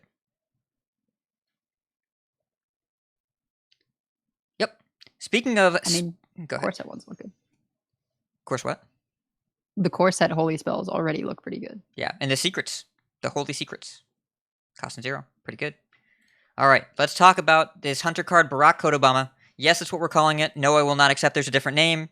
So that way when you play this, you say, thanks, Kodobama. That's what you say. That's how you do it. Just be aware that's just what we're doing. So I'm not a part of this. 5 mana, 3/5, battle cry, draw a 1, 2, and 3 cost spell. Okay, hold up a second. That's a hunter card, not a neutral, not a paladin card, not any. This is a new thing for hunter. All right, this is a new thing for hunter. Because hunter has had like a mini sub theme for a while of caring about 1 mana minions with the Marsh Queen and Arcane Fletcher and whatever. But drawing spells of certain costs is a very new thing for a hunter. But remember they said, hey, every class is going to get some kind of card draw. Well, it's here. And I don't know if you can really build your deck around specific spells, right? Because you can't do lock and load if you're only drawing specific spells and one of them has to be lock and load, because lock and load only works for cheap spells. So I think this is going to be more like get a tracking and a secret and a deadly shot or something. I don't know. Some kind, a petting zoo. It's just value, right? I mean, you just get one of the many powerful 3 mana hunter spells, right? Because we still have all of those super powerful 3 mana hunter spells. Just get kill command. Ooh, you get animal companion. Just get unleash the. Unleash the. Ooh. Yeah. So it's probably like tracking secret petting zoo, but for a 5-drop that draws you 3 cards, like cool. We would play this in Highlander Hunter today. 5. Yeah. And it's a 3/5. It's not fine. a bad body. Yeah, it's not like a 1/1 or something. It's I think not a bad amount of stats. In Hunter, this compares favorably to Cobalt Spellkin, and we played Cobalt Spellkin a bunch of times. In Priest, there were times you really wanted more Waves of Apathy and Renews, but I still think that you would play a neutral version of this card or a Priest version of this card in Priest. You could get, Chat is saying, Scrawls and Chat is saying, you can get Resizing Pouch, which I think is actually not a bad card to get off this as a 1-mana spell, because you know that you can play it that turn, whatever. It's a new direction for Hunter. I'm glad that we're getting some kind of card draw instead of just more generation. It's a sweet card, and we're probably going to play this, because it's just, the deal is good. It's a good deal, almost regardless of the cards you're getting. When it falls very much in line with the Menagerie Warrior draw legendary. Watley. Ringmaster Watley. Yeah. And solid effect. Yeah, and I think we'll end up playing Watley in the near future too. I played him a little bit in his past expansion. Oh yeah. But I think that getting Tent Trasher is going to be a pretty powerful thing to do. Hard agree. Yep. All right. You skipped Bott, by the way. I did. I went in the wrong he definitely didn't. He did this on purpose. I because didn't. Of Tat. Okay, yes, I and he totally did. wants I'm me evil. to talk about this card. All right, go ahead and tell us about Kurt. Uh, What? Tell us about Kurt. Okay, so Kurt. Krutrus, Kurt. Just call him Kurt. Kurtrus. Kurtrus Ashfallen. Yeah, Kurt Russ, 4 by the way, mana, short for Kurt 3/4. Russell, I think. Just call him Kurt. Got it. 4 mana, 3/4 battle cry, attack the left and right most enemy minions, outcast immune this turn. All right. So I'm gonna admit I might be a little biased. This is a Demon Hunter card, so already my defenses are up. But I don't like this card. And you know why I don't like this card? Because it's either a multi-shot in Demon Hunter, which is that's Bad, not been which is bad. Really, yeah. It's not. I mean, it's not good. Or it's just like the best flanking strike ever printed, which are both hunter cards, and like flanking strike was just in every hunter deck, and yeah, it's just it worries me that this card, the range of this card is so great, and sometimes this card is going to be a massive blowout on turn 4 if it's just outcast and you're playing a minion deck, and sometimes this card is just not.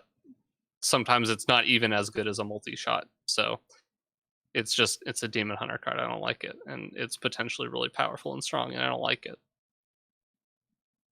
So I'm surprised that you don't like it because it doesn't go face. But I actually am kind of with you on this one. Primarily because of something mentioned in chat, which is my least favorite thing for people to pull off of Illidari Studies has been the Rush 5/3. Yeah, Feldblade. Yeah, Illidari and Feldblade. when you're playing an aggressive deck, it feels miserable when they pull that out on you, guaranteed outcasted from Studies. And that's gonna happen a lot with this if they don't extremely expand the outcast pool. So expect to see a bunch of these from Studies, and it's going to be in decks as well, because this is extremely powerful. Or it's not very powerful. That's the problem, right? It's If you don't a- outcast this card, or they it's don't just play like minions. yeah. Or you don't outcast it, right? If you don't outcast it and they just set up their minions correctly, it's not very good. But I can see so many situations where you try to get something going and this card just completely just destroys you. Like you have 2 medium-sized minions, you're putting pressure on your opponent, and they just play this card, and all of a sudden they essentially played what was the warrior card that felt miserable to play against? It was a 5 mana 3/4 that killed your whole board. Oh, 'cause it wasn't Dynomatic? mexed. Yeah, it just feels like a earlier Dynomatic that just feels terrible to play against because you're like, all my stuff's dead, and I'm playing against Demon Hunter, so I'm unhappy. So I'll admit I have bias. And I have to accept that probably weighs heavily on my decision on why I don't like this card. But also, this card is scary because sometimes, if depending on the way the format shapes up, and like I was saying, talking about there being a lot of removal and a lot of board clears, it feels like we have the potential where this is going to be yet another set where minions don't matter as much. And those type of formats, I think, have a tendency to not be as good as the ones where you can play minions and they matter as much. Yeah, it might be an issue with Illidari Studies. This is a legendary, so like theoretically outside of the Studies example, I think Zeroshia is a pretty close example. I think I would put this somewhere between Restless Mummy and Sign of Ruin. And I think that's actually potentially worse than either of those cards because your opponent gets to pick what you attack, right? It's the thing I don't like about this card, in particular, what I don't love about player burden is that if I'm against a Demon Hunter all game long, I have to think about the positioning the whole game. And if I forget, then I just die because it was some stupid thing for a card that's not even mine. Also, one of the reasons why, I have issues with Penflinger, the opponent burden thing, where now for the next 2 years, if I'm against a Demon Hunter, if I ever play my 3/3s on the outside and my cheap minions on the inside instead of instinctively just slamming down the minions, I have made a mistake, and it's going to happen a lot, right? That's going to be a thing that happens a lot. So I that'll be something that I'll have to learn instinctively. I don't think the power level of this card as a legendary is really that much of an outlier. even otherwise, I think you're basically deciding between Restless Mummy if it's from the middle of your hand, and if you outcast it, Scion of Ruin instead. And those are good cards. But your opponent getting to choose what you attack, sometimes it's good. And also, if you're just playing this as a threat against a deck with no minions, this card is awful. It's a 3/4 for 4 mana, like it's garbage. So it only works in minion-heavy metas, and Demon Hunter's supposed to be good against minions. But at the same time, if you were playing Petting Zoo, and you make 2 3/3s and you're excited about it, and then they kill both of your 3/3s and leave up a 3/4, then you are unhappy. I get that. If they have one minion and it's a 6/6, they just have a 6/6 taunt, and you play this card, does it attack it twice? My guess would Because it is be both. I would say yes. no. It works like Deathwing, right? Like Deathwing Dragon, the 8-mana Deathwing. When it dies, it stops attacking. Oh, well, sure, if it dies, but if it has immune, I would expect it hits. If it has Yeah. immune, it should attack both. Yes, Okay. I think, but I don't know. I don't know. I dislike this mostly off of studies, because then you can not have to run it in your deck, but still get the benefit of it when you want it. And I think that is a And when it's legitimate best. concern. I am generally concerned. We were concerned about the studies when we saw them, and Illidari studies didn't even exist then. And so on turn 4, it's a good Demon Hunter removal tool. But to be fair, Demon Hunters have always been good about dealing with 3/3s. This is not new or different. So this versus Shard Shatter Mystic, I still think Shard Shatter Mystic is a substantially better card than this. Oh yeah, sure. And that's not rotating. Pre-nerf Shard Shatter or still current. post-nerf? The Dustbreaker Shard Shatter, I think, is still better than this card. Good. Yeah. And it's going to be better because there's going to be worse alternative options. But yeah, it's the average card quality of the format is going down. So like if you were a minion deck and you were going wide with 3/3s, instead of killing 2 of them and getting a 3/4, I would rather kill all of them and get a 3/2. So Agreed. yeah, but it's entirely possible that Kurt sees play, and it is very likely that we find Kurt off of studies, and that will probably get old pretty quick. Oh, and Hat, thank you for giving me this one. Go for it. Mordresh Fire Eye. Mage legendary. 10 mana, 10/10. Battle Cry. If you've dealt 10 damage with your hero power this game, deal 10 damage to all enemies. Just pyroblast the whole enemy board. This is probably the card I'm most excited for so far. I always enjoyed the, kind of quest without being a quest kind of things that you see in this minion, and we previously had it with the deal 8 damage with your hero power, summon a Ragnaros. What was that one called? Phoenix or something? Jan'alai. Jan'alai, yeah. 7 mana, 4/4, get a Phoenix. Or sorry, get a Ragnaros. So I think this is really sweet. It has the impact that you want out of a 10 mana, 10/10 legendary minion.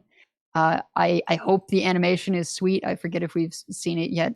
But I really want a like cataclysmic board entrance for this card, and it goes really nicely in with kind of the themes that they're pushing for Mage, which I think could be a very new kind of tempo Mage. We've got Fallen Hero in the core set instead of Sorcerer's Apprentice.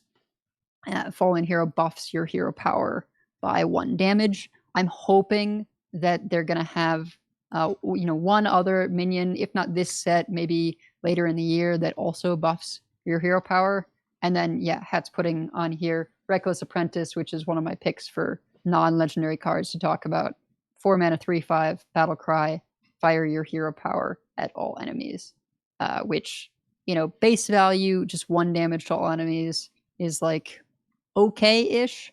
But if you do manage to keep something like a Fallen Hero in play, doing 2 damage to all enemies is just a consecrate. So I don't know how much we're gonna be able to I don't think it'll be like a full build around for the hero power stuff, but I'm hoping that we'll get a nice tempo mage that is able to run these cards. We have 6 more Mage cards to see, including both epics. I assume that one of them will be a Hero Power Matters card. Me too. Also, I'm assuming they're not reprinting Daring Fire Eater because that would be disgusting. That would be pretty disgusting.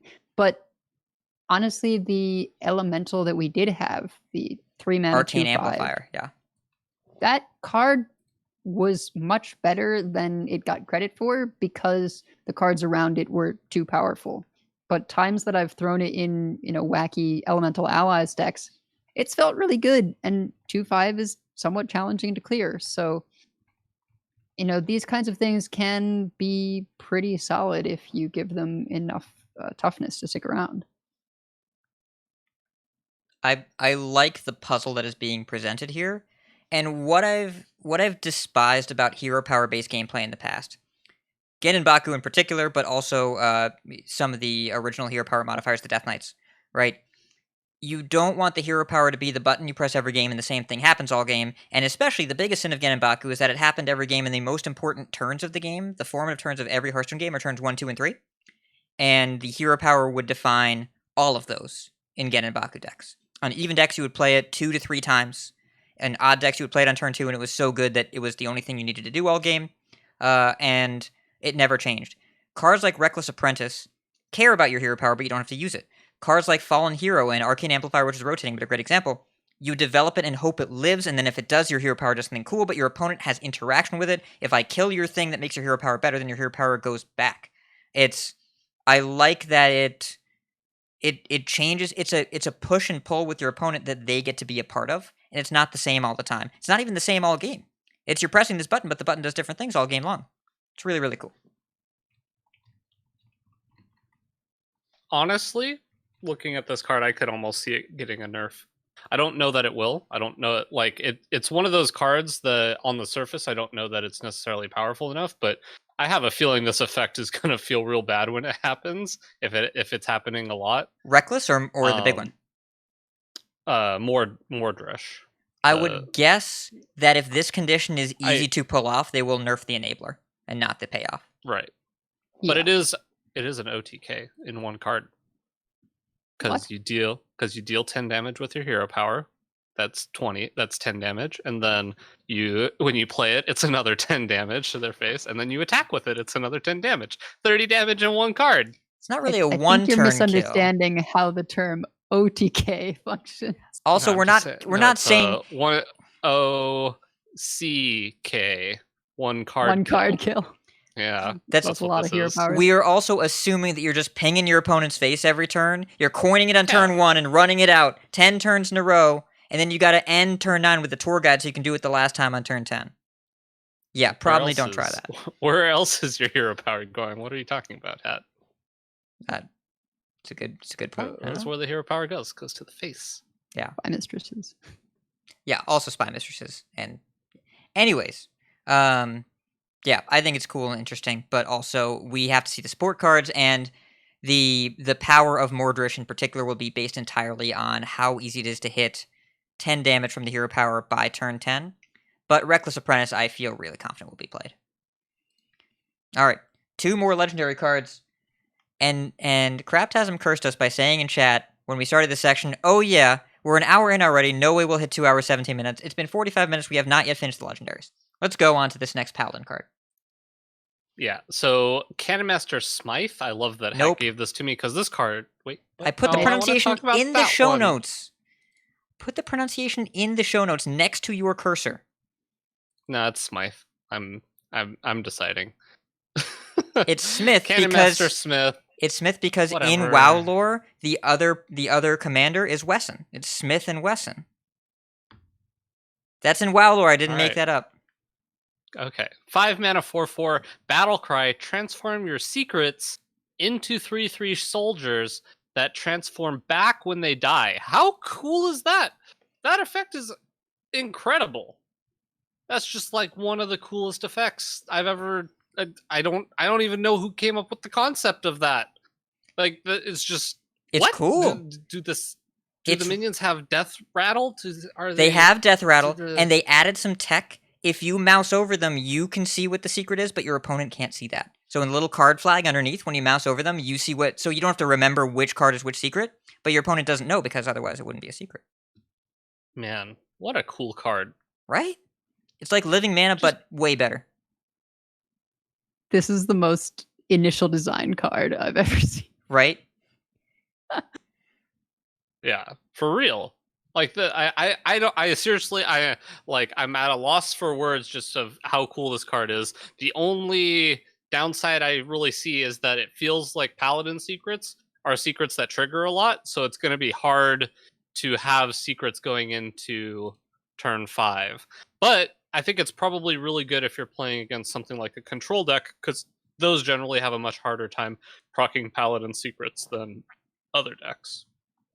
But also, I guess there's such a variety of Paladin secrets that some of them are definitely more lean towards not proccing against control decks and some not proccing against minion decks. So Yeah, Zeroshio's idea, by the way, of you play Cariel on 4 and then reduce your Holy Secrets and then pop them out and then pop out Smith. Yep. Seems all right. We're on the same wavelength there. That's it, Avenge and the new secret Reckoning. are the holy ones. So there will be some interesting situations where you'll know if something was a holy secret, and you'll be able to narrow what it could be, because Get Down is not a holy secret, so you'll be able to not have to worry about that one. Right now, there's only 2 holy secrets. There might be another one with this set. We'll have to see.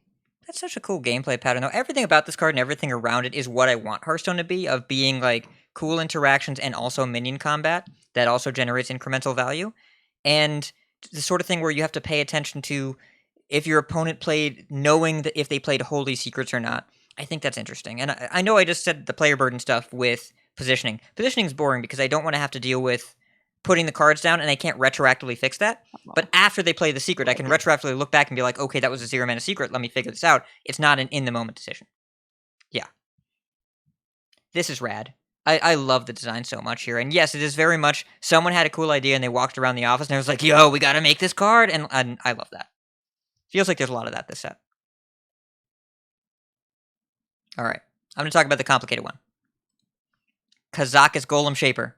For those of you that did not know Kazakus, it's printed in Mean Streets of Gadgetzan 4.5 years ago, back in my day. It was one of the Tri-Class cards. There was the Cabal with Kazakus. There were the Jades with Aya, and there were the Pirates with Patches. Don't worry about the Hand Buff Tribe. That didn't really exist. The Tri-Class. Yeah, Patches wasn't really Tri-Class, but might as well have been. And Kazakus was kind of the proto-Zephyrus, where you would build potions at 1, 5, or 10 mana when you picked it, and then pick out of a bag of effects, where you'd smash 2 of them together, and you would make a spell that would do, hopefully, what you wanted. And it was a really, really powerful card, and enough to play Highlander decks without Reno Jackson after Reno Jackson rotated. We still play Kazakus, because it was a Highlander effect card that was totally worth doing, especially with Brand Bronzebeard in Standard. But even after Brand rotated, we still played it. This seems like a more fair version from what I can see, even though it's going to depend on the effects. We don't know all the effects yet, but the restriction now, it's a 4-mana 3/3 still. The battle cry is if your deck has no 4-cost cards, create a custom golem. Now, no 4s is a new condition that I like a lot and we'll talk about. And the golems that it makes, you get either a 1-mana 1/1, a 5-mana 5/5, or a 10-mana 10/10. We don't know all the effects. We know the names of them. I would imagine that there's probably a rush in there. I'd imagine there's probably a draw a card. We know about there's some card draw based one. There's some taunt one. We'll find out all the effects soon. And we learned, again, from the Angry Chicken last night when Celeste Long was in chat, the damage one is, for a 5-drop, is deal 3 damage to 2 minions, which is kind of nutty, kind of powerful. Basically, it's like Build-A-Beast, where you pick out of a pool of active effects, a battle cry that does something or whatever, and then also out of static effects. Think health, or attack, or rush, or taunt, or stealth, or whatever. 2 different bags. So, do we want to speculate based off the names? I've already taken some guesses. And apparently, Celestion said it was... go ahead. No 4-cost cards is not a new condition. We've had that condition. It is not. It's new to Kazakus. Previously it was... Yeah. Previously it was what? Okay. Lifesteal, Taunt, Divine Shield? Can you name that prince, by the way? Name that prince! Valinar? Yeah. What a terrible card, by the way. 4 mana, 4/4. Yeah, how was- Not like very fringe play. Until How was we- that one and Keliseth not switched? How was the 4-cost one not the one that buffs your deck? They should and have. the 2-cost one that just makes a good minion. Yeah. The effects were not equally balanced there, and I think 4 mana is actually the best spot for this effect, because if you cut 2 drops from your deck, you become highly variant, and 2 drops are so important to a game of Hearthstone. 4 drops, you can play 2 2-drops, you can play a 2-drop in Hero Power, you can play a 3-drop and kind of feel a little bad about it, but it's not as swingy, but it's still a real cost, especially considering that half of the legendaries they're printing are 4-drops. So I really like what they did to make this work the way it does. I really like what they did to make this restrictive, but not incredibly punishing, but it's still an active choice.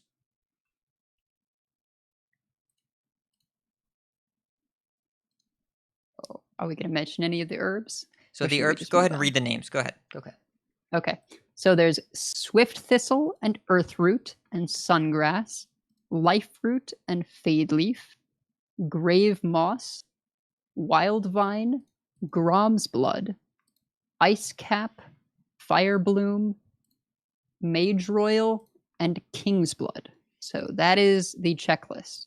And if I had to guess, I would say swift thistle is rush, earthroot is taunt. Some of them I'm not sure. Fade leaf I would think is stealth. Grave moss, some kind of death rattle. Life fruit would be life steal, potentially. Yeah, life root would be life steal. So I ran through these guesses on Twitter with Chad, and like all the Uh-huh. answers seemed to be, and he gave me a 58% on my test. He said he got 58. He didn't say which ones, because I asked him to show his work, and he declined to reply. But, so yeah, my fade, the Zeril ones we know. King's Blood is card draw, because that's from Zeril, exactly the same name. Fire Bloom is damage, which is also from Zeril, we know that same name. Right. And Fade Leaf is... He was lying to you. How do you get 58%? There's 10 options. Does that mean you were 8% on one of the options, or was he lying to you? For some of them, I guessed the breakpoints. So like Fire Bloom, I guessed 2, 5, 8. So I don't know if that's all wrong. So they might have changed the breakpoints. But I don't know. Or maybe he's lying to me, or... There's 12 of them. There's 12 of them, Bott. Oh, 6 and 6. Right, because there are 2 pools. There are 2 pools, and they Okay, each have okay. 6. That makes sense. So your discovers are variant. Can you get to 58 in steps of 12? Look, that's not the 12%. important part. So I believe that means I got 7 of them right. 7 divided by 12 is 58%. Yes, I got 7 of them right. So, Fade Leaf is stealth, we know from Zeril. Fire Bloom is damage, we know from Zeril. King's Blood is card draw. Ice Cap, which was from Kazakus, almost certainly freeze 1, 2, or 3 random enemies. Mage Royal, I don't know. That could be the damage to minions only, or I guess Elusive, I'm certain that's wrong. Swift Thistle, I'm almost certain is Rush. Earthroot is almost certainly Taunt. Sungrass, I don't know. Could be plus health. Life Root could be life steal. Grave Moss is some kind of death rattle something. Don't know what. That's where I'm at right now. Which one's the card? Or wait, you said the card draw. You said King's King's Blood. Blood was a Yep. card draw? King's Blood is card draw. Yeah. But Cool. we'll find this out on Exciting. Tuesday, so like it's not like we need to rush. I imagine we'll be seeing this card see play. It's going to depend a lot on the power of the effects, because the minion sizes are going to be different. The spells were undercosted because it didn't have an innate cost based on like when you a 5 mana 5/5. We know how valuable that is. We know what we need to do to make that valuable. So a 5 mana spell, they have to make it worth just playing as you only get the effect, and I think they shot a little over on 1 and 5 and 10 on all 3. I don't know where they're going to place these minions. I don't know how variant the pools are going to be with 6 and 6 from both pools. I think that'll actually be a little bit more consistent than people are expecting. But I don't know if this card will be format defining or just strong in an active deck building choice. You have to decide, do I play this or do I play Cariel Roam? Do I play this or do I play Varden Dawngrasp? It's an interesting choice. I'm curious to see where it goes. More or less powerful than Zephyrus, if you had to guess? Way less. Like way less. It's Zephyrus cost 2. 2 is crazy. Also, in that same thread, Botticus, in that exact same thread, Celestalon said, fun fact, for most of Final Design, Zephyrus cost 3. Are you mad? You mad now? I mean, Zephyrus never got to the point I was expecting him to get to, so I can't really be as mad as I wish I could be. But also, we saw too much of that card. Yeah, they had to shadow nerf him by just making him dumber. Which, True. I don't know if that's what they actually did, but there were times. All right, do we want to talk about some cards that we're interested in talking about, and then wrap up the show? Quick hits. We already kind of talked about mine, which is Reckless Apprentice, but I'm curious about, Pat, you've got some Warlock cards here. Let me pull these Warlock up. has some interesting stuff. They do. All right, let me turn this on. Put this on the screen. All right, so I want to talk about, there are 2 cards here that play into a theme.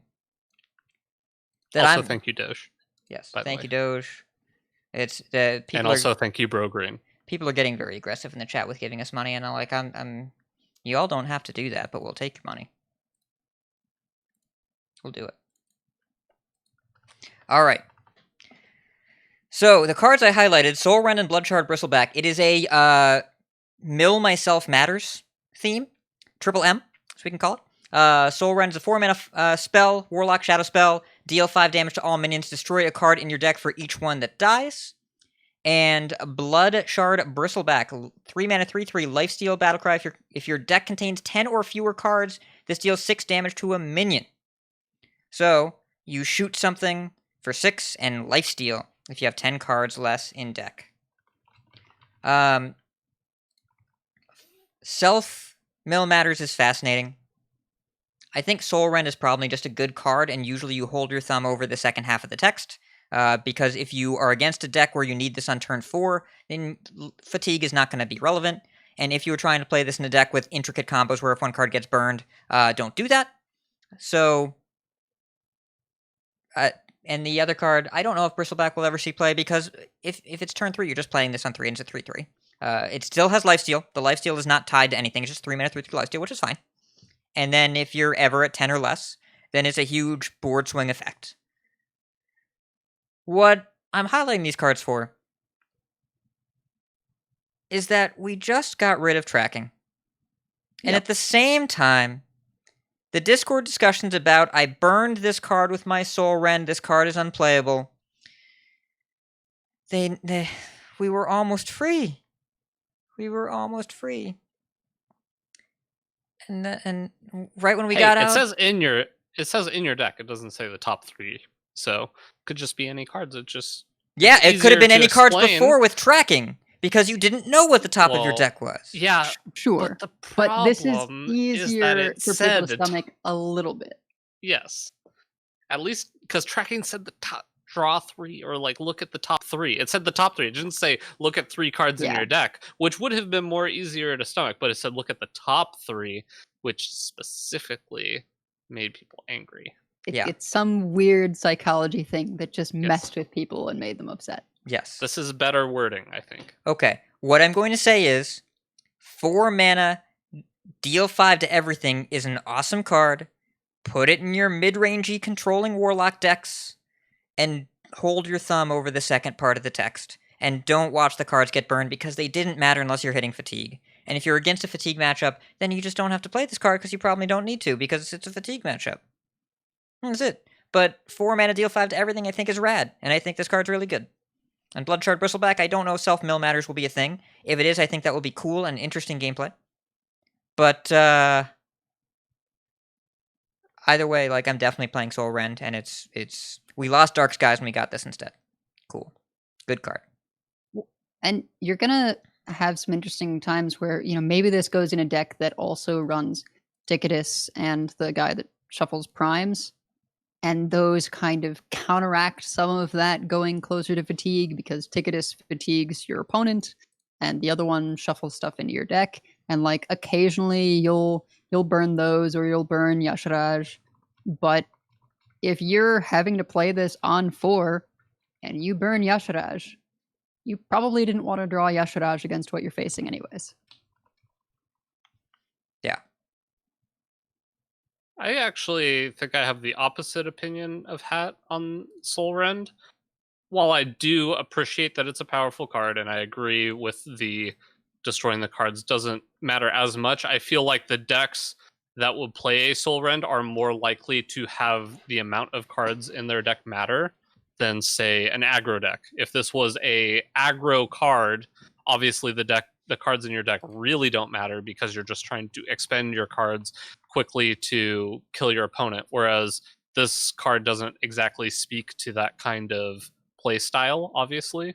Whereas Bloodshard Bristleback, I think, is just a powerful card because Warlock decks like to draw cards, and if you draw enough cards, then this card gets turned on and is very powerful, and the effect is very good because you don't have to destroy cards in your deck for there to be 10 or fewer cards. Sometimes you just draw 20 cards in the first 6 turns or whatever, and all of a sudden this card's turned on and it's pretty freaking good.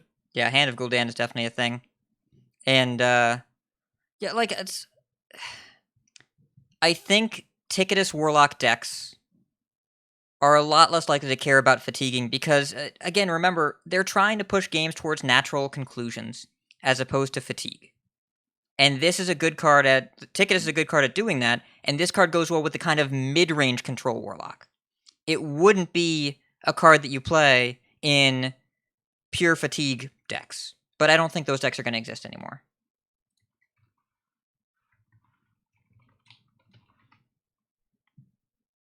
So, we'll have to see, and maybe there will be more self-mill matters sort of things. Yeah, I don't know that these cards kind of go together, and also to me don't fit in the same ideas I have for each of the cards. So I find myself in a difficult mindset as to what the deck looks like that actually wants Soul Rend, that wants the 4 mana removal spell that is mid-rangey and doesn't have important cards in their deck that they care about destroying. I'm trying to envision what that Warlock deck looks like. And well, if they're important because right now I cards... don't feel like it definitely doesn't fit in a Ticketus style deck in my head. I think it's a question of, like, are those Warlock decks currently hitting fatigue before they finish their game plan? Would they still lose if those cards were at the bottom of their deck instead of burned? I think the answer is probably yes, so I don't think the burning is the particular part, unless they're being fatigued out by Highlander Priest or whatever, in which case it could be relevant. And again, in those matchups, fatigue actually matters. Cards in deck only No becomes Highlander Priest. Yeah, I know it's going away. I mean, as an example, cards in deck matter if you need all of them as a resource. If you're going 1-for-1 deck to deck, but if you're looking at a card and saying I would have won if I drew that, you never had it, so that's not a resource. So if it gets to the point where the Warlock decks need to survive and push out an attrition to game, then yeah, this card's not going to work. It's just a question of what would a mid-rangey Warlock, think like an even Warlock, right? What would an even Warlock equivalent look like?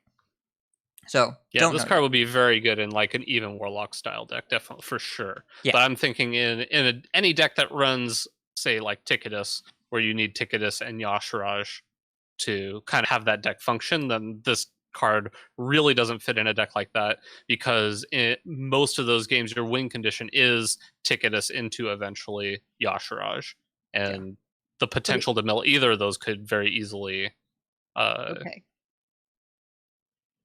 So I think you can run a density of game-ending threats that if you hit 1 or 2 of those, it doesn't matter, especially because this can hit soul shards.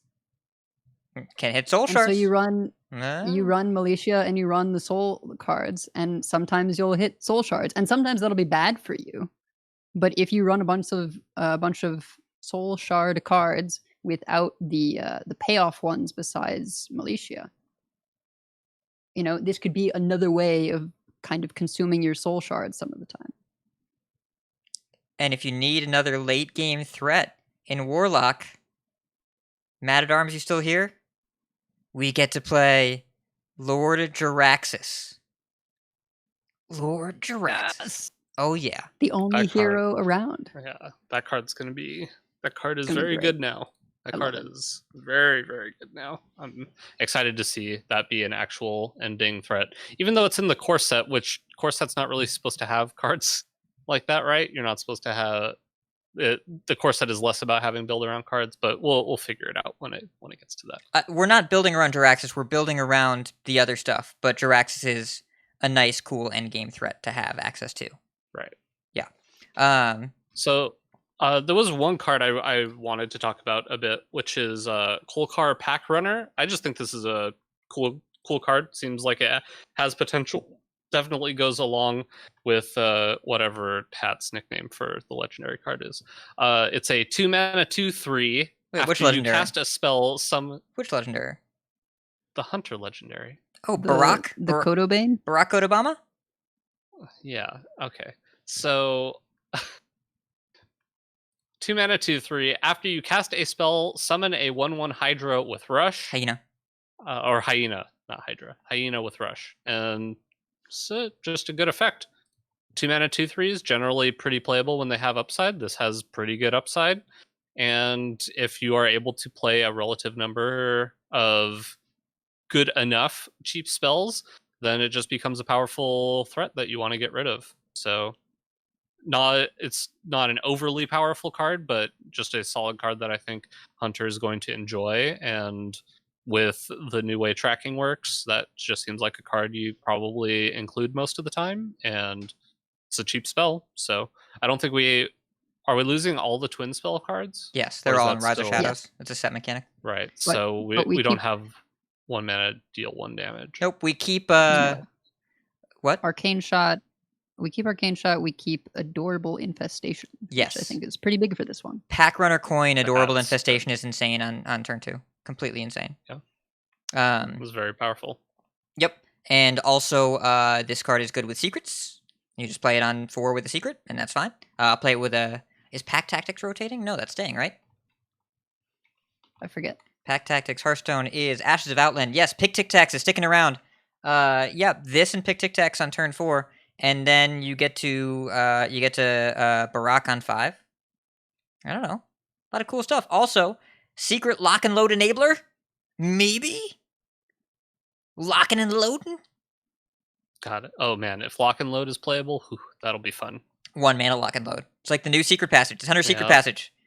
That's definitely what it is. Maybe like Hunter Pre-Nerf Evocation. Or maybe it's way worse than both those cards. I don't know. This card's cool. Just run it on 2.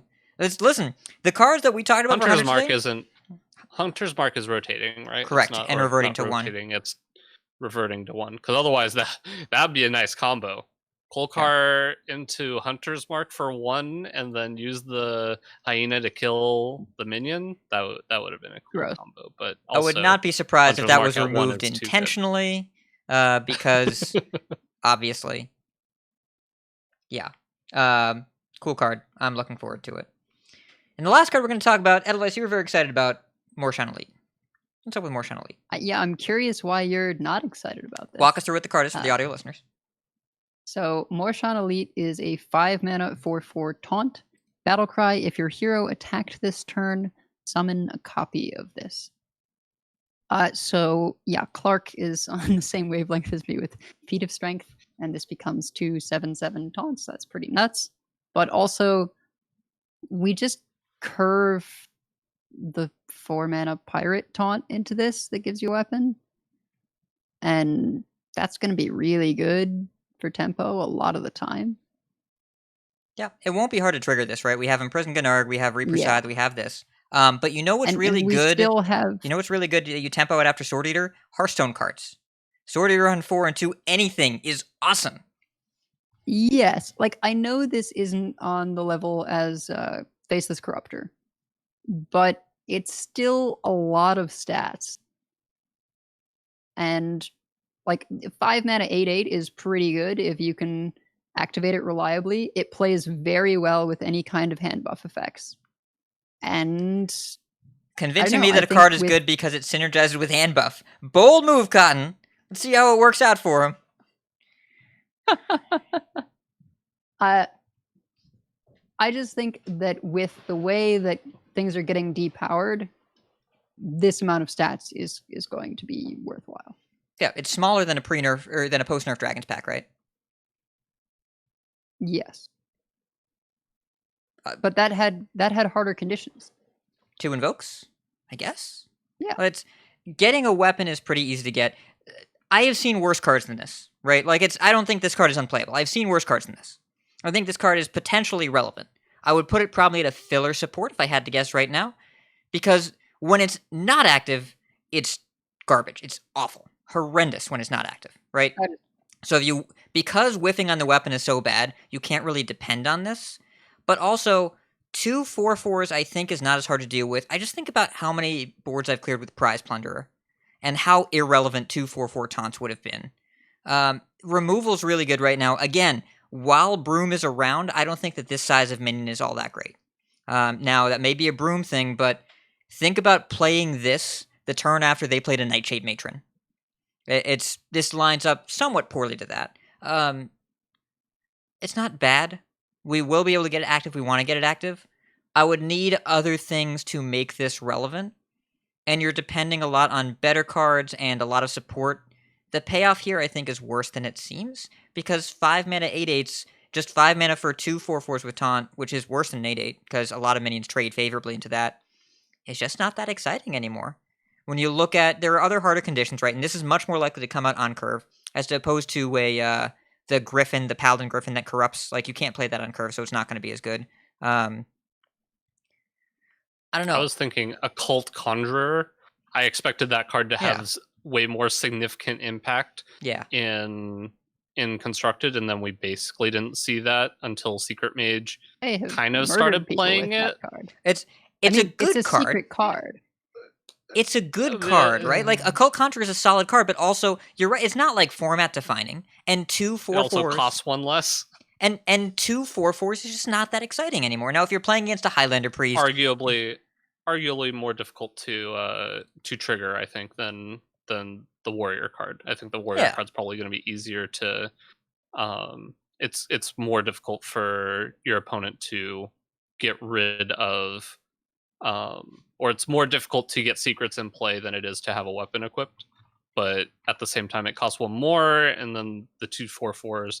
I'm kind of in Hat's camp on this, where I don't think it's a bad card. I just think that it's not as impressive as I would imagine it being in my head. However, if this hand buff stuff is legitimate, which a lot of the hand buff cards feel like they're, or at least the Warrior ones, like the Ringmaster's Baton is targeted specifically at minion types, and this doesn't have a minion type. Yeah, that I guess it has the taunt minion type kind of. That is very disappointing and probably intentional.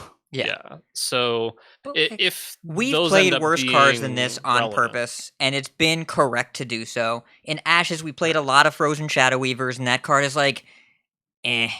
We played Fairy Dragons in our Dragon Hunter decks because we needed another dragon, and it was fine. This card is fine.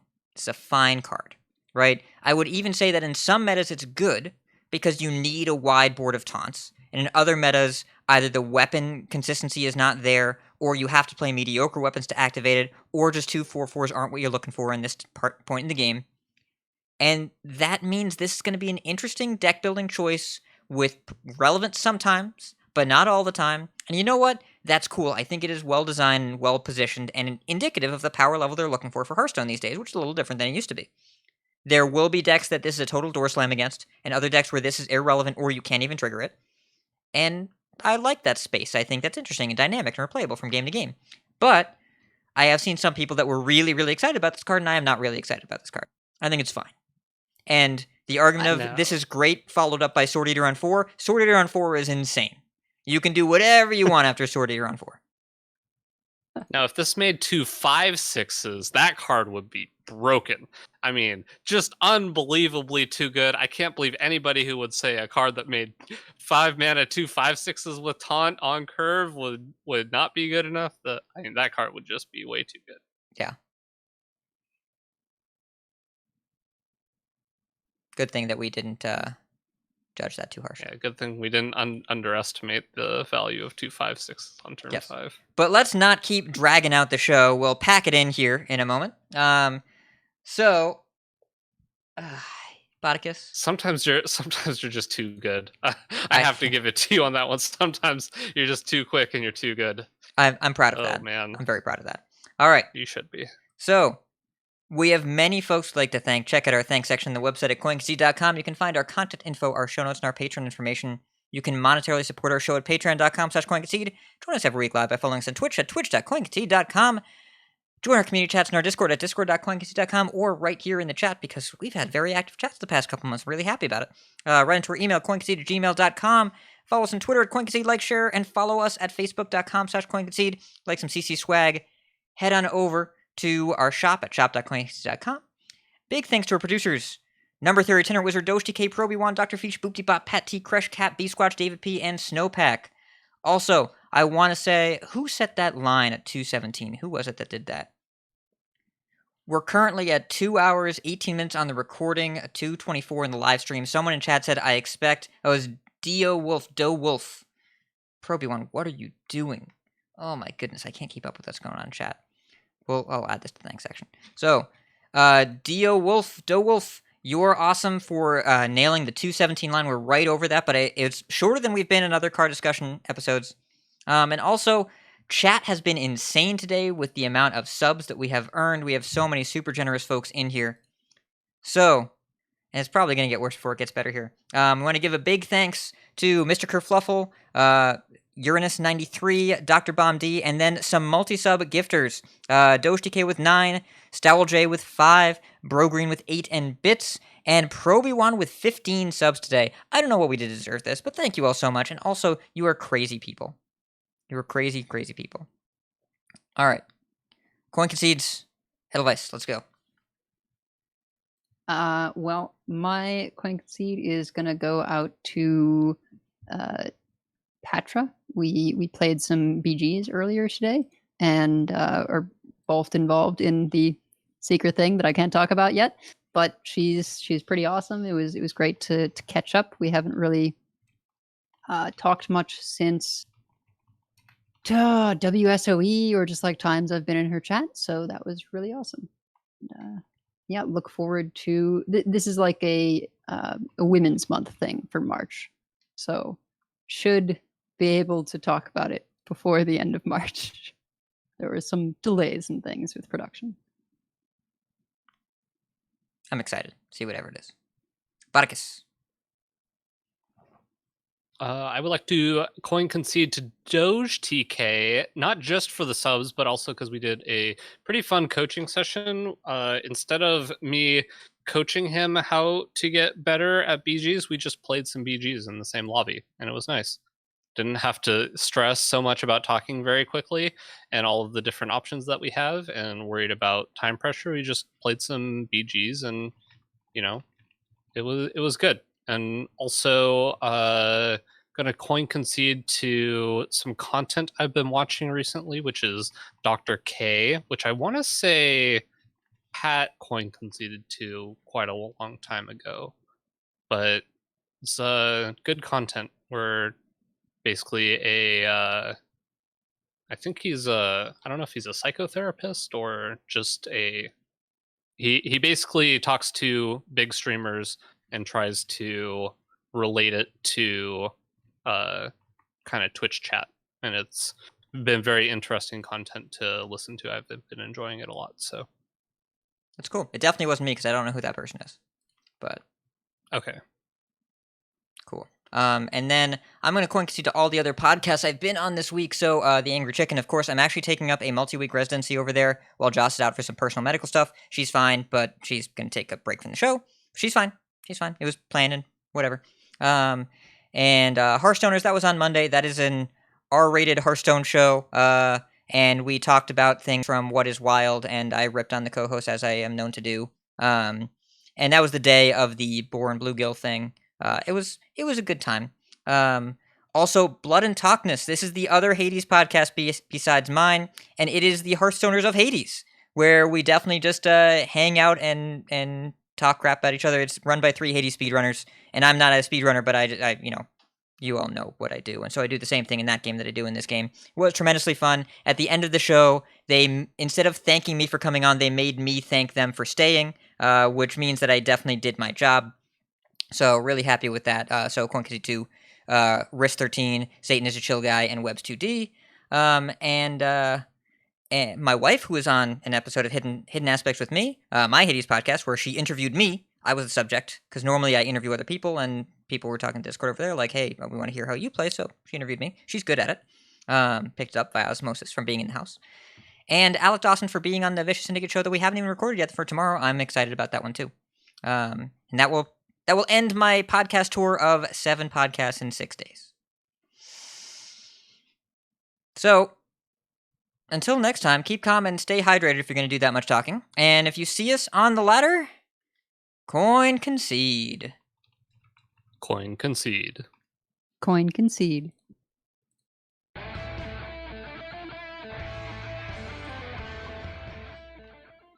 All right. Donation people, you don't have to keep giving us money. I appreciate it. You're wonderful. You don't have to keep doing it. You can just come and watch the show. But thank you so much, everyone. It's a good day for it, right? So- if it's going to charity. Just to Yeah, that's true. clarify, Dr. K, Harvard-trained psychiatrist, Okay. and the founder of Healthy Gamer, That which sounds is pretty a cool. cool channel. I'm going to stop recording. And stream's going down. So thank you so much, Bye. everyone, for tuning in. We'll see you later. Bye, everyone.